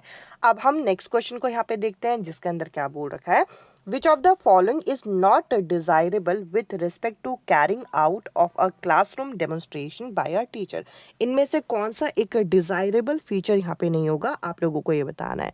तो चलिए इस क्वेश्चन के करेक्ट आंसर तक हम यहाँ पे मूव करते हैं। अब अगर हम डिज़ायरेबल फीचर की यहाँ पे बात करें और इनमें से कौन सा डिज़ायरेबल फीचर नहीं होगा, इसको अगर हम देखें तो लास्ट ऑप्शन में क्या बोल रखा है, follow up the demonstration with discussion, यानी कि डेमोन्स्ट्रेशन को डिस्कशन के साथ फॉलो अप करो, तो ये सही है। सिर्फ आप दिखाओ मत, उसको डिस्कस भी करो, तो ये तो सही है। अब आगे यहाँ पे बोल रखा है supplement the demonstration with explanation, यानी कि यहाँ पे डेमोन्स्ट्रेशन के साथ एक्सप्लेनेशन करो, तो ये भी यहाँ पे सही है। अब इसके अलावा फर्स्ट ऑप्शन में क्या बोल रखा है, rehearse the demonstration before carrying it out in class, यानी कि क्लास में यहाँ पे डेमोन्स्ट्रेशन करने से पहले उसे आप रिहर्स करो। देखिए प्रैक्टिस मेक्स मैन परफेक्ट, तो ये तो आप लोगों का सही है। अब इसके अलावा बी ऑप्शन यहाँ पे है कि एम्पथाइज करना है beforehand the linkage that student are required to make. अब देखिए किसी चीज़ को आप फोर्सफुली चीज़ें कराओगे तो वो तो एक नेगेटिव एस्पेक्ट पे जाएगा ही जाएगा। तो यहाँ पे आप लोगों का सेकंड ऑप्शन इस क्वेश्चन का करेक्ट आंसर है। अब मैं आप लोगों के साथ नेक्स्ट क्वेश्चन यहाँ पे डिस्कस कर रही हूँ। एक अच्छा और एक इम्पॉर्टेंट क्वेश्चन है, इसको जरा आपको यहाँ पे ध्यान से देखना है। इस क्वेश्चन के अंदर हम लोगों को यहाँ पे क्या बोल रखा है कि a teacher while teaching the chapter body movement to class 6 student show the following image to the student. यानी कि बॉडी मूवमेंट चैप्टर को पढ़ाते हुए टीचर क्या कर रही है, कुछ इमेजेस बच्चों को यहाँ पे दिखा रही है। ये इमेजेस क्या है जरा देखते हैं। यहाँ पे बोल रखा है कि अ सेलिंग बोट दिखा रही है। अब इसके अलावा यहाँ पे स्विमिंग फिश दिखा रही है, अ फ्लाइंग एयरप्लेन दिखा रही है। She then ask the student to reflect on the shape of the image. अब उसके बाद टीचर बोल रही है इनके शेप को आप ध्यान से देखो और इनके मैनर ऑफ मूवमेंट को देखो। Which of the following are likely to be implied by the student in answering. तो इनमें से क्या यहाँ पे बच्चों के आंसर में यहाँ पे यूज होगा। तो यहाँ पे सबसे पहले बच्चा क्या करेगा, बच्चे को जो इमेज यहाँ पे दिखाई जाएगी उसका वो ऑब्जर्वेशन कर रहा है। ऑब्जर्वेशन कर रहा है नहीं कर रहा, यानी कि पहले वो एक यहाँ पे सेलिंग बोट को देखेगा, स्विमिंग फिश को देखेगा और यहाँ पे एरोप्लेन, फ्लाइंग एरोप्लेन को देखेगा। कुछ माप रहा है तो आप कहेंगे माप तो नहीं रहा, तो माप नहीं रहा तो दो ऑप्शन आपके इस तरीके से कट गए। और यहाँ पे ऑब्जर्वेशन के बाद वो क्या कर रहा है, उसके बाद उन्हें बोला गया है कि मैनर ऑफ मूवमेंट पे ध्यान दो, यानी कि किस तरीके की वो यहाँ पे मूवमेंट करते हैं, किस तरीके की गति करते हैं। तो यहाँ पर वो कोई क्लासिफिकेशन नहीं कर रहा कि चीज़ों को वर्गीकरण करना, उसे यहाँ पे मैनर ऑफ मूवमेंट के बारे में बताना है, यानी कि तर्क करना है। तो हम कहेंगे कि बी एंड सी जो है यहाँ पे बच्चे के आंसर में यहाँ पे यूज होगा, यानी कि ऑब्जर्विंग यानी कि अवलोकन और यहाँ पे तर्कशील तरीके से वो यहाँ पे रीजनिंग देगा, वो भी इंडक्टिव रीजनिंग। यानी कि इंडक्टिव रीजनिंग क्यों बोला गया, एग्जाम्पल के माध्यम से जो आप यहाँ पे रीजनिंग देते हो वो आपकी इंडक्टिव रीजनिंग के अंदर यहाँ पे काउंट होती है। अब चलिए मैं आप लोगों के साथ नेक्स्ट क्वेश्चन यहाँ पे डिस्कस करती हूँ।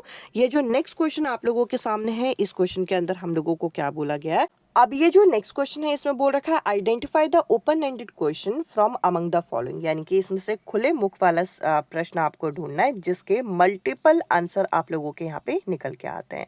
तो इस तरीके का क्वेश्चन आप लोगों को यहाँ पे फाइंड आउट करना है।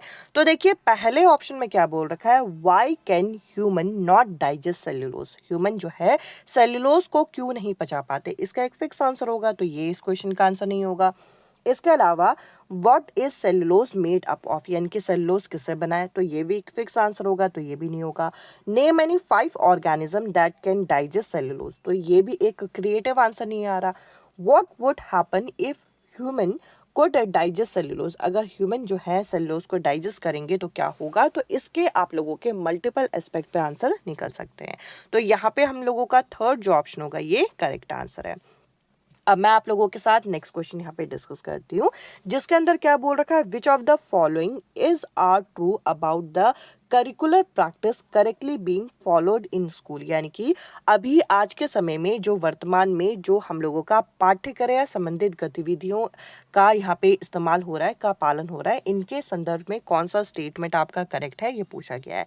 अब यहाँ पे बोल रखा है science and mathematics are being taught integratedly as science and tech. ऐसा तो कुछ है नहीं कि साइंस और मैथ्स को साथ में पढ़ा रहे हैं। बेसिकली पीसीएम पीसीबी भी होता है, वो भी आपका सेपरेट पढ़ाया जाता है। साइंस और मैथ्स अभी तक कंबाइन नहीं पढ़ाया गया। तो ए ऑप्शन इस क्वेश्चन का आंसर नहीं होगा, तो ए जिसमें आप यहाँ पे काट दीजिए। यहाँ पे बोल रखा है कि physics chemistry and biology are being taught integratedly as science in secondary level. ये बिल्कुल सही है कि फिजिक्स केमिस्ट्री और बायोलॉजी को इंटीग्रेटेड तरीके से पढ़ाया जाता है as science in secondary level. और इसके अलावा यहाँ पे बोल रखा है कि science and social science are being taught integratedly as EVS, यानी कि ईवीएस की फॉर्म में पढ़ाया जाता है साइंस और सोशल साइंस को, वो भी किसमें, प्राइमरी लेवल पे। ये भी बिल्कुल सही है। तो हमारा करेक्ट आंसर क्या होगा, हमारा करेक्ट आंसर होगा यहाँ पे फर्स्ट ऑप्शन, जिसमें बी एंड सी यहाँ पे दे रखा है कि फिजिक्स केमिस्ट्री बायोलॉजी की फॉर्म में साइंस को पढ़ाया जाता है और साइंस और सोशल साइंस को इंटीग्रेटेड तरीके से ईवीएस की फॉर्म में पढ़ाया जाता है, किसमें, प्राइमरी लेवल में। इसके अलावा नेक्स्ट क्वेश्चन हम लोगों से क्या पूछ रखा है, इस क्वेश्चन में बोल रखा है a group of student is engage in a activity in which they are measuring the boiling temperature of a ordinary tap water. यानी कि एक बीकर में उन्होंने एक ऑर्डिनरी टैप वाटर लिया और उसका बॉइलिंग टेम्परेचर वो मेजर कर रहे हैं। Which of the following is not a suitable indicator to assess, इनमें से कौन सा यहाँ पे सुटेबल इंडिकेटर नहीं होगा, आपको ये देखना है। तो सबसे पहले तो देखिए आपको लीस्ट काउंट ऑफ थर्मामीटर पे ध्यान देना होता है, तो ये इस क्वेश्चन का आंसर नहीं होगा। Ensure that the thermometer does not touch the wall of the beaker, आपके एनसीईआरटी में मेंशन है कि आपको थर्मामीटर को कैसे यूज करना है, ये आप यहाँ पे नहीं करेंगे कि थर्मामीटर आपके बीकर के वॉल पे टच करे, हवा में रहना चाहिए इस तरीके से। इसके अलावा measure the boiling temperature as 100 degree Celsius. अब देखिए ऑर्डिनरी टैप वाटर का बॉइलिंग पॉइंट जो है 100 डिग्री सेल्सियस ही हो, ये जरूरी नहीं है, तो ये एक सुटेबल इंडिकेटर नहीं होगा। Use a stand to suspend the thermometer, यानी कि एक स्टैंड को आप यूज करो ताकि वो बिल्कुल खड़ा रहे, ये बिल्कुल सही है। तो हम लोगों का थर्ड जो ऑप्शन होगा ये एक सुटेबल इंडिकेटर यहाँ पे नहीं माना जाएगा। इसके अलावा अब मैं आप लोगों के साथ नेक्स्ट क्वेश्चन यहाँ पे डिस्कस कर रही हूँ, जिसके अंदर क्या बोला गया है, which of the following cannot be considered as a valid reason for including socio-scientific issue in the school science curricula। तो देखिए साइंस करिकुला के अंदर इनमें से कौन सा एक यहाँ पे एक वैलिड रीज़न नहीं है कि इसमें हम यहाँ पे सोशो साइंटिफिक इशू को इंक्लूड करें, तो इनमें से कौन सा वैलिड रीज़न नहीं होगा, इसको ज़रा देखते हैं। यहाँ पे बोल रखा है ये आर्गुमेंटेशन स्किल लेके आएगा, तो ये एक वैलिड रीज़न है। इसके अलावा हम लोग यहाँ पे क्या कर पाएंगे, हम लोग यहाँ पे समझ पाएंगे नेचर ऑफ साइंस को कि साइंस किस तरीके से कल्टिवेट हुई है, तो ये भी आपका सही है। सोशो साइंटिफिक इशू से हमें पता चलेगा। यहाँ पे हम लोगों को एविडेंस बेस्ड रीजनिंग मिलेगी जिस पर हम एंगेज होंगे, ये आपका सही है। अगला यहाँ पे बोल रखा है कि helpful in appreciating science as a definite discipline, यानी कि एक ऐसा विषय जो कि सबसे सुप्रीम है, ये हम लोग यहाँ पे साइंस को नहीं मानेंगे।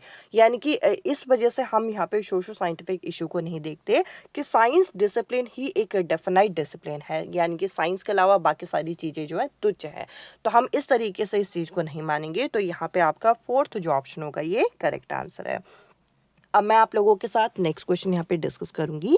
तो देखिए नेक्स्ट क्वेश्चन के अंदर हम लोगों को क्या बोल रखा है, यहाँ पे बोल रखा है after teaching the chapter respiration in organism in class 7th a teacher perform the following activity with her student. यहाँ पे क्या बोल रखा है कि क्लास 7th में रेस्पिरेशन इन ऑर्गेनिज्म चैप्टर पढ़ाने के बाद एक टीचर जो है एक एक्टिविटी परफॉर्म कर रही है अपने स्टूडेंट्स के साथ।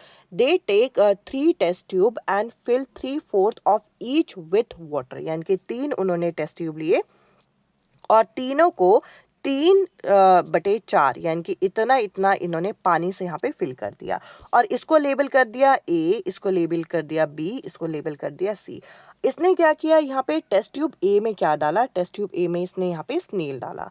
इसके बाद टेस्ट ट्यूब बी में इन्होंने क्या डाला, यहाँ पे जो है एक प्लांट वाटर डाला, वाटर प्लांट डाला। और टेस्ट ट्यूब सी में क्या किया, यहाँ पे स्नेल और प्लांट वाटर दोनों साथ में डाले। The teacher then asked the student which test tube would have the highest concentration of CO2। तो उन्होंने पूछा कि बताइए कि कौन सा टेस्ट ट्यूब में सबसे ज़्यादा CO2 आपका प्रेजेंट होगा। Which process skill is the teacher empathising in this case. तो यहाँ पे कौन से प्रोसेस स्किल को डेवलप करना चाह रही है, बच्चा यहाँ पे अनुमान नहीं लगा रहा, बच्चा यहाँ पे सटीक आंसर देगा, बच्चा यहाँ पे कुछ माप नहीं रहा, कुछ क्वेश्चन रेज नहीं कर रहा, बच्चा यहाँ पे अनुमान लगा रहा है कि ये बता रहा है कि इस टेस्ट ट्यूब में यहाँ पे सबसे हाईएस्ट कॉन्सेंट्रेशन होगा CO2 का, एक प्रिडिक्शन कर रहा है। वो प्रिडिक्शन किस पर आधारित है, ये आपका ऑब्जर्वेशन, यानी कि जो ऑब्जर्वेशन कर रहा है इस पर ये आधारित होगी। तो इस क्वेश्चन का जो करेक्ट आंसर होगा वो होगा आपका फर्स्ट ऑप्शन।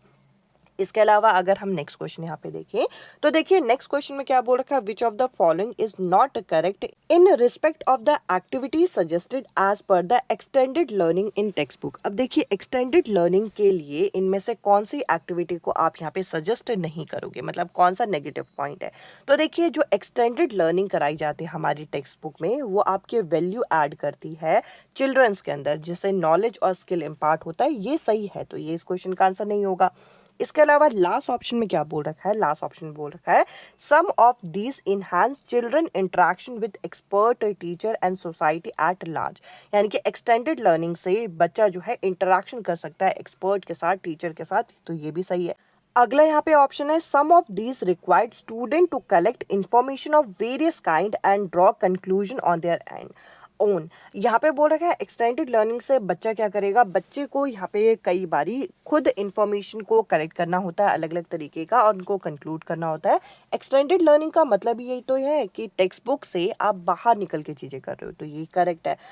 यहाँ पे बोल रखा है these form an important base of student evaluation. हम इवेल्यूएशन के बेसिस पे चीज़ें नहीं कर रहे, हम यहाँ पे बच्चे को सिखाने के बेसिस पर कर रहे हैं कि वैल्यू ऐड हो जाए।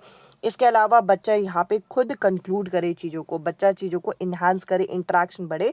हमारा मेन क्राइटेरिया ये, हम सिर्फ इवैल्यूएशन के लिए यहाँ पे एक्सटेंडेड लर्निंग नहीं करा रहे। तो इसलिए यहाँ पे सेकंड जो ऑप्शन होगा इस क्वेश्चन का करेक्ट आंसर होगा, क्योंकि नॉट वाला ऑप्शन आपको यहाँ पे चूज करना था।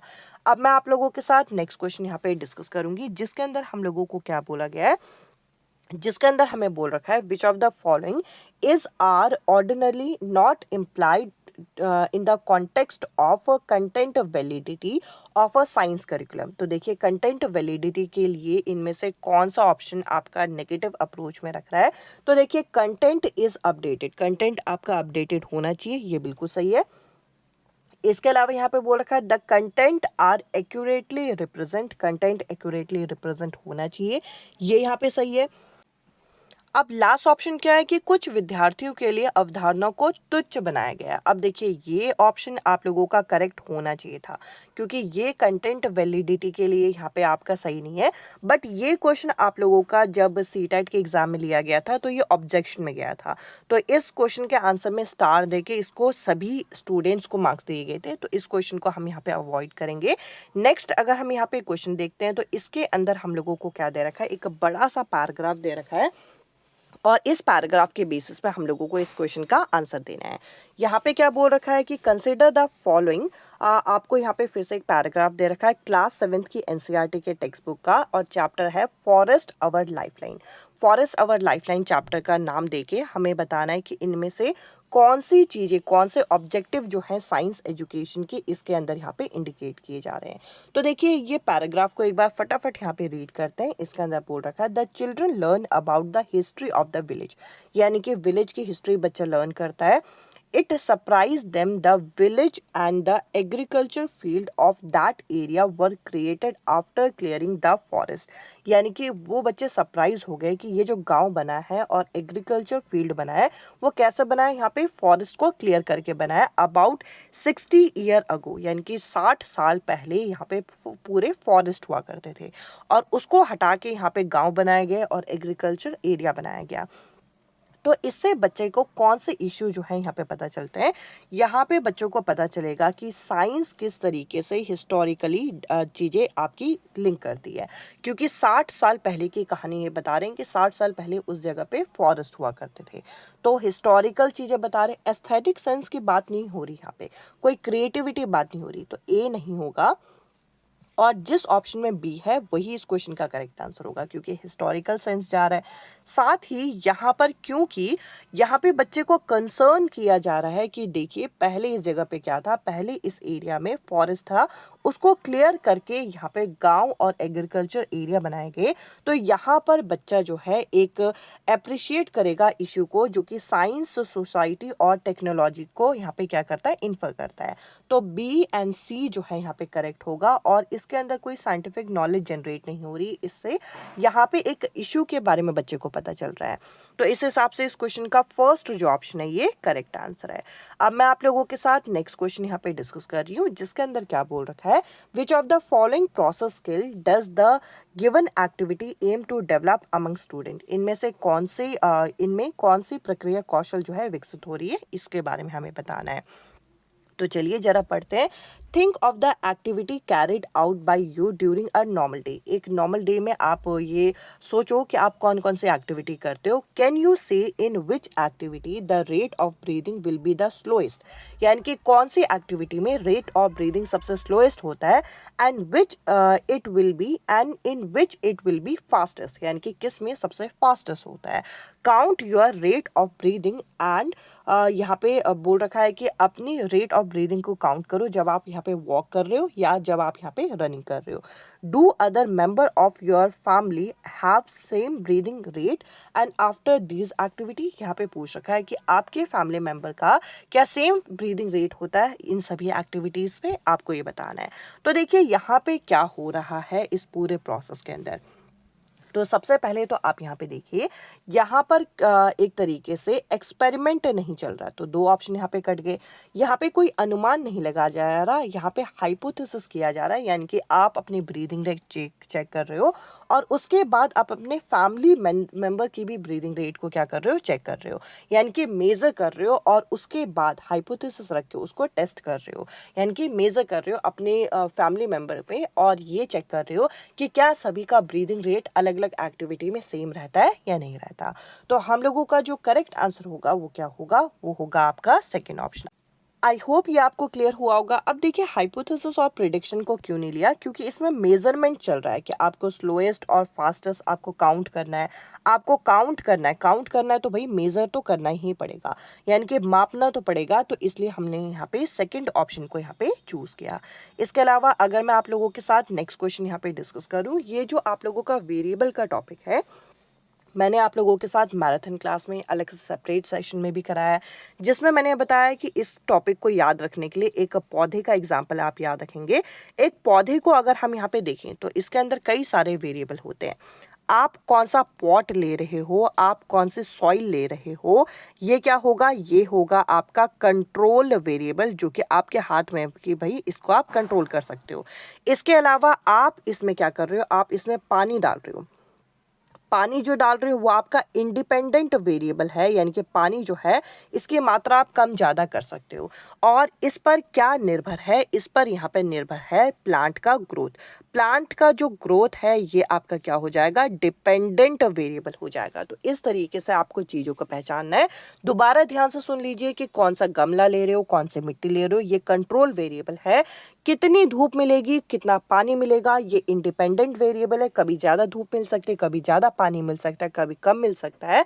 बट जो प्लांट का ग्रोथ है वो डिपेंडेंट वेरिएबल है दूसरे फैक्टर्स पे। कौन से फैक्टर पे, भाई कितना पानी मिल रहा है, कितना धूप मिल रहा है, इस पर ये निर्भर कर रहा है।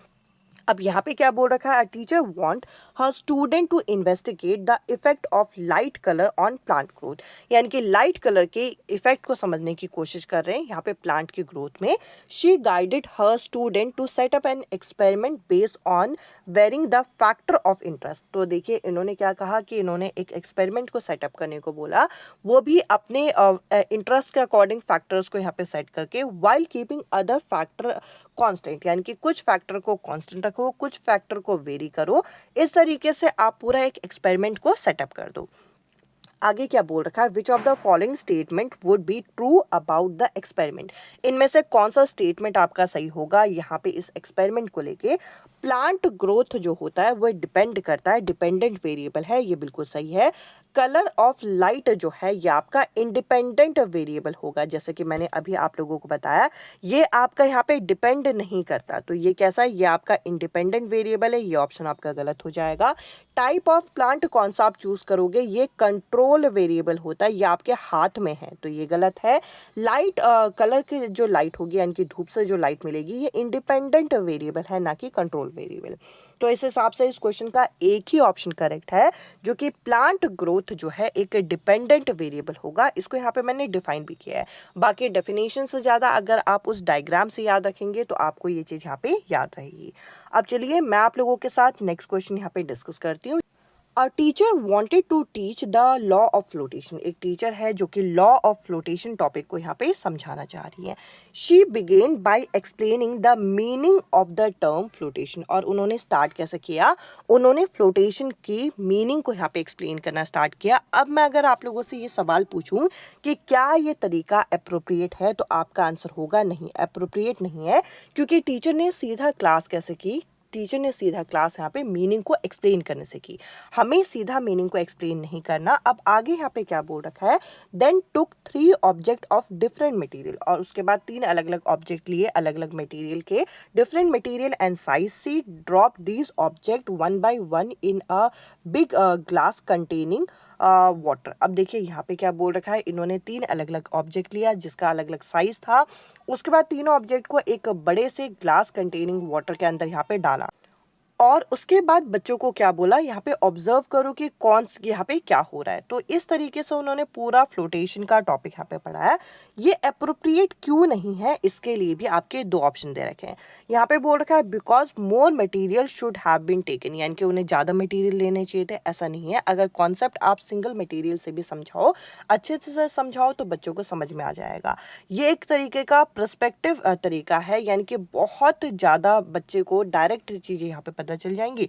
इसमें स्कोप ऑफ इन्वेस्टिगेशन बहुत कम है, इसलिए हम इसे यहाँ पे इनएप्रोप्रिएट तरीका यहाँ पे मानेंगे।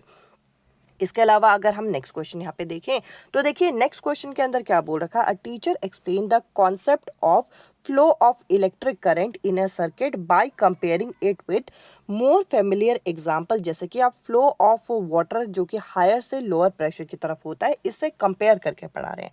मैंने आपको बताया था जब आप कंपेयर करके पढ़ाते हैं तो डायरेक्ट आप एक ही ऑप्शन को देखेंगे, पूरा क्वेश्चन पढ़े बिना भी।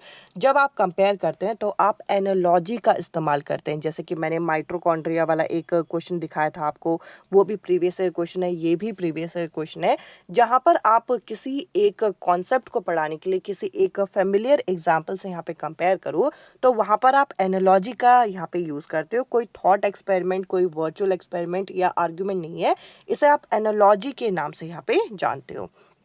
इसके अलावा अगर हम नेक्स्ट क्वेश्चन यहाँ पे देखें तो देखिए नेक्स्ट क्वेश्चन हम लोगों का एक मैच द फॉलोइंग दे रखा है, अलग अलग टर्म को आपको यहाँ पे मैच करना है।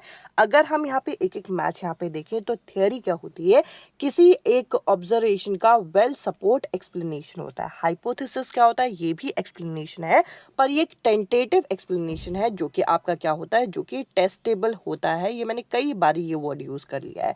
तो सेकंड का क्या होगा, सेकंड का होगा यहाँ पे बी, और सेकंड का बी आपको 2 ऑप्शन में नहीं दे रखा। इसके अलावा यहाँ पे ए का क्या होगा, ए का होगा सी, जो कि एक ही ऑप्शन में दे रखा है।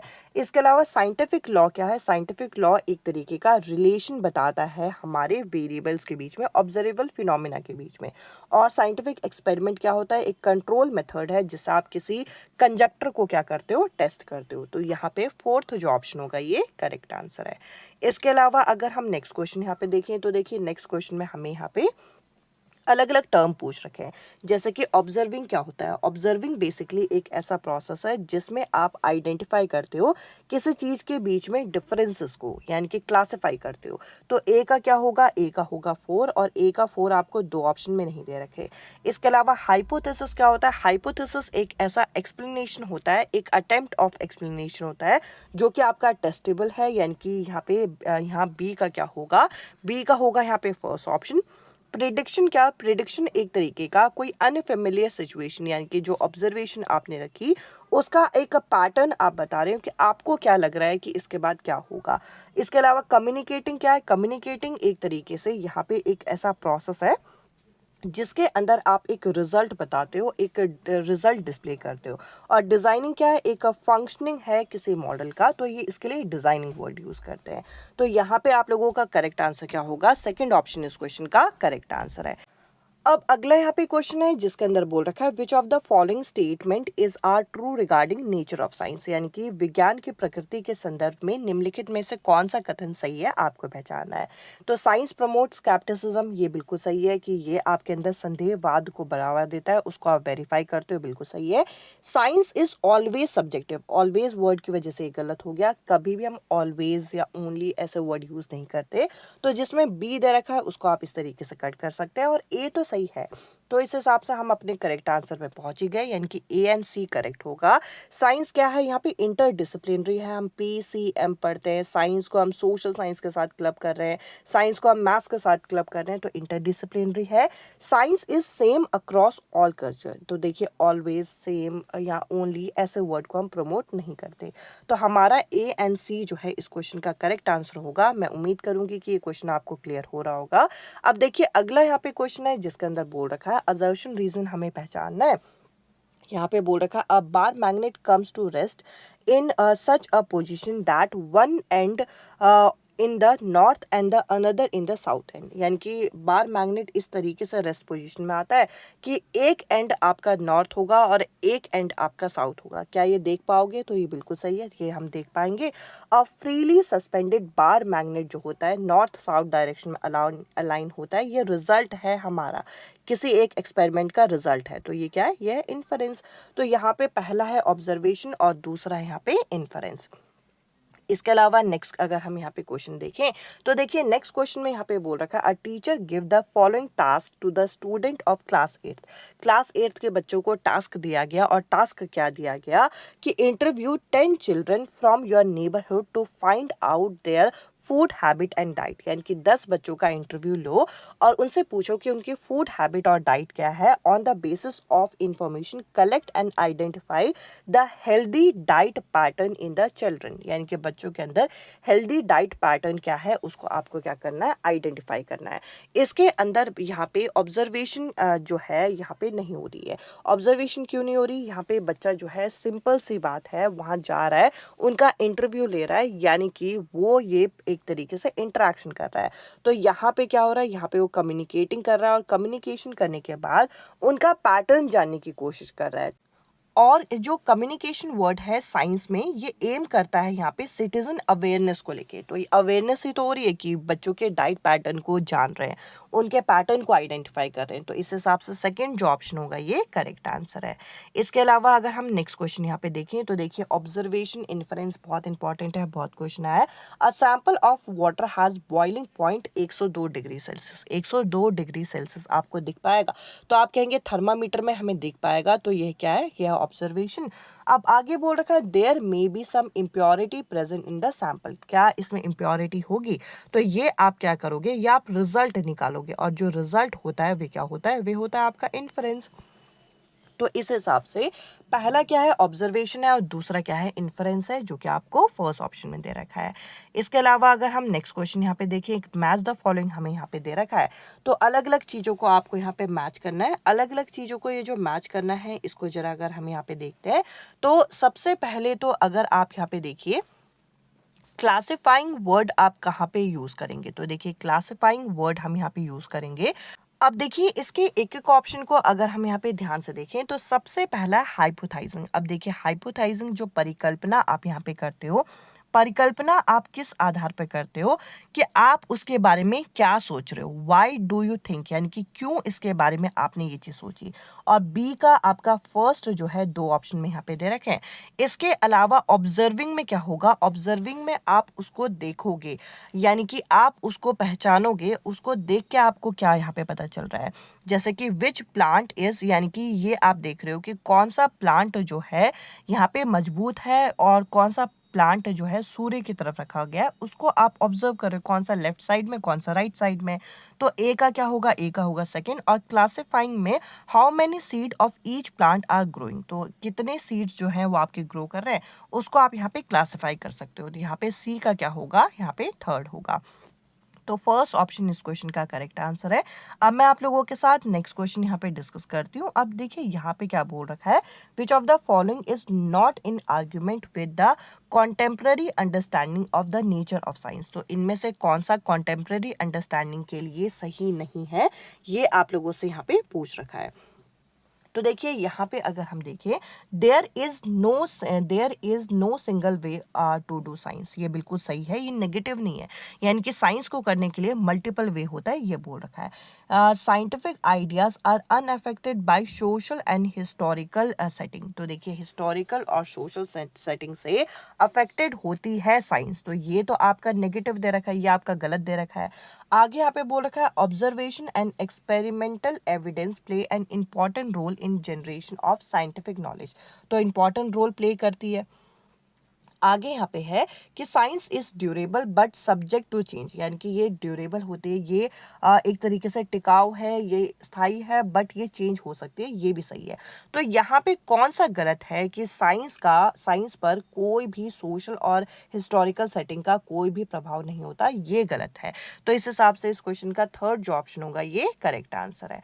अब मैं आप लोगों के साथ नेक्स्ट क्वेश्चन यहाँ पे डिस्कस करूंगी, जिसके अंदर हम लोगों को क्या बोल रखा है, which of the following statement best explain the meaning of environmental validity of science curriculum. Environmental validity को इनमें से कौन सा ऑप्शन यहाँ पे करेक्टली डिस्क्राइब करता है? तो देखिए, एनवायरनमेंट की बात की गई है तो आप अवेयरनेस, आप लिंक करना, इन पे फोकस करना। साइंस जो है सोल फोकस करेगा एनवायरमेंटल कंजर्वेशन पे, ऐसा नहीं है, ये कंबाइंड तरीके से फोकस करता है, ये गलत है। Validity of science curriculum has to be assessed by expert, ऐसा नहीं है कि हम एक्सपर्ट से असेस करवा रहे हैं। There should be dedicated chapter of environmental education. तो देखिए, डेडिकेटेड अलग से कोई चैप्टर नहीं होना चाहिए, इंटीग्रेटेड फॉर्म में होना चाहिए। साइंटिफिक कॉन्सेप्ट को हमें लिंक करना है ग्लोबल और एनवायरमेंट से, तो ये यहाँ पे आपका सही है। तो एनवायरमेंटल वैलिडिटी के लिए फर्स्ट ऑप्शन यहाँ पे करेक्ट आंसर होगा। अब मैं आप लोगों के साथ लास्ट क्वेश्चन यहाँ पे शेयर कर रही हूँ, जिसके अंदर क्या बोल रखा है, identify the open ended assessment item from among the following. तो ओपन एंडेड जो टेस्ट होते हैं उनमें इसमें से कौन सा ऑप्शन आपका करेक्ट होगा, ये क्वेश्चन आप लोगों का होमवर्क क्वेश्चन है। मैं उम्मीद करूंगी कि आज के सेशन आप लोगों को क्लियर हुआ होगा। आज के सेशन में इतना ही। अब मैं आपसे मिलती हूँ अगले सेशन में अगले टॉपिक के साथ। Bye bye, take care.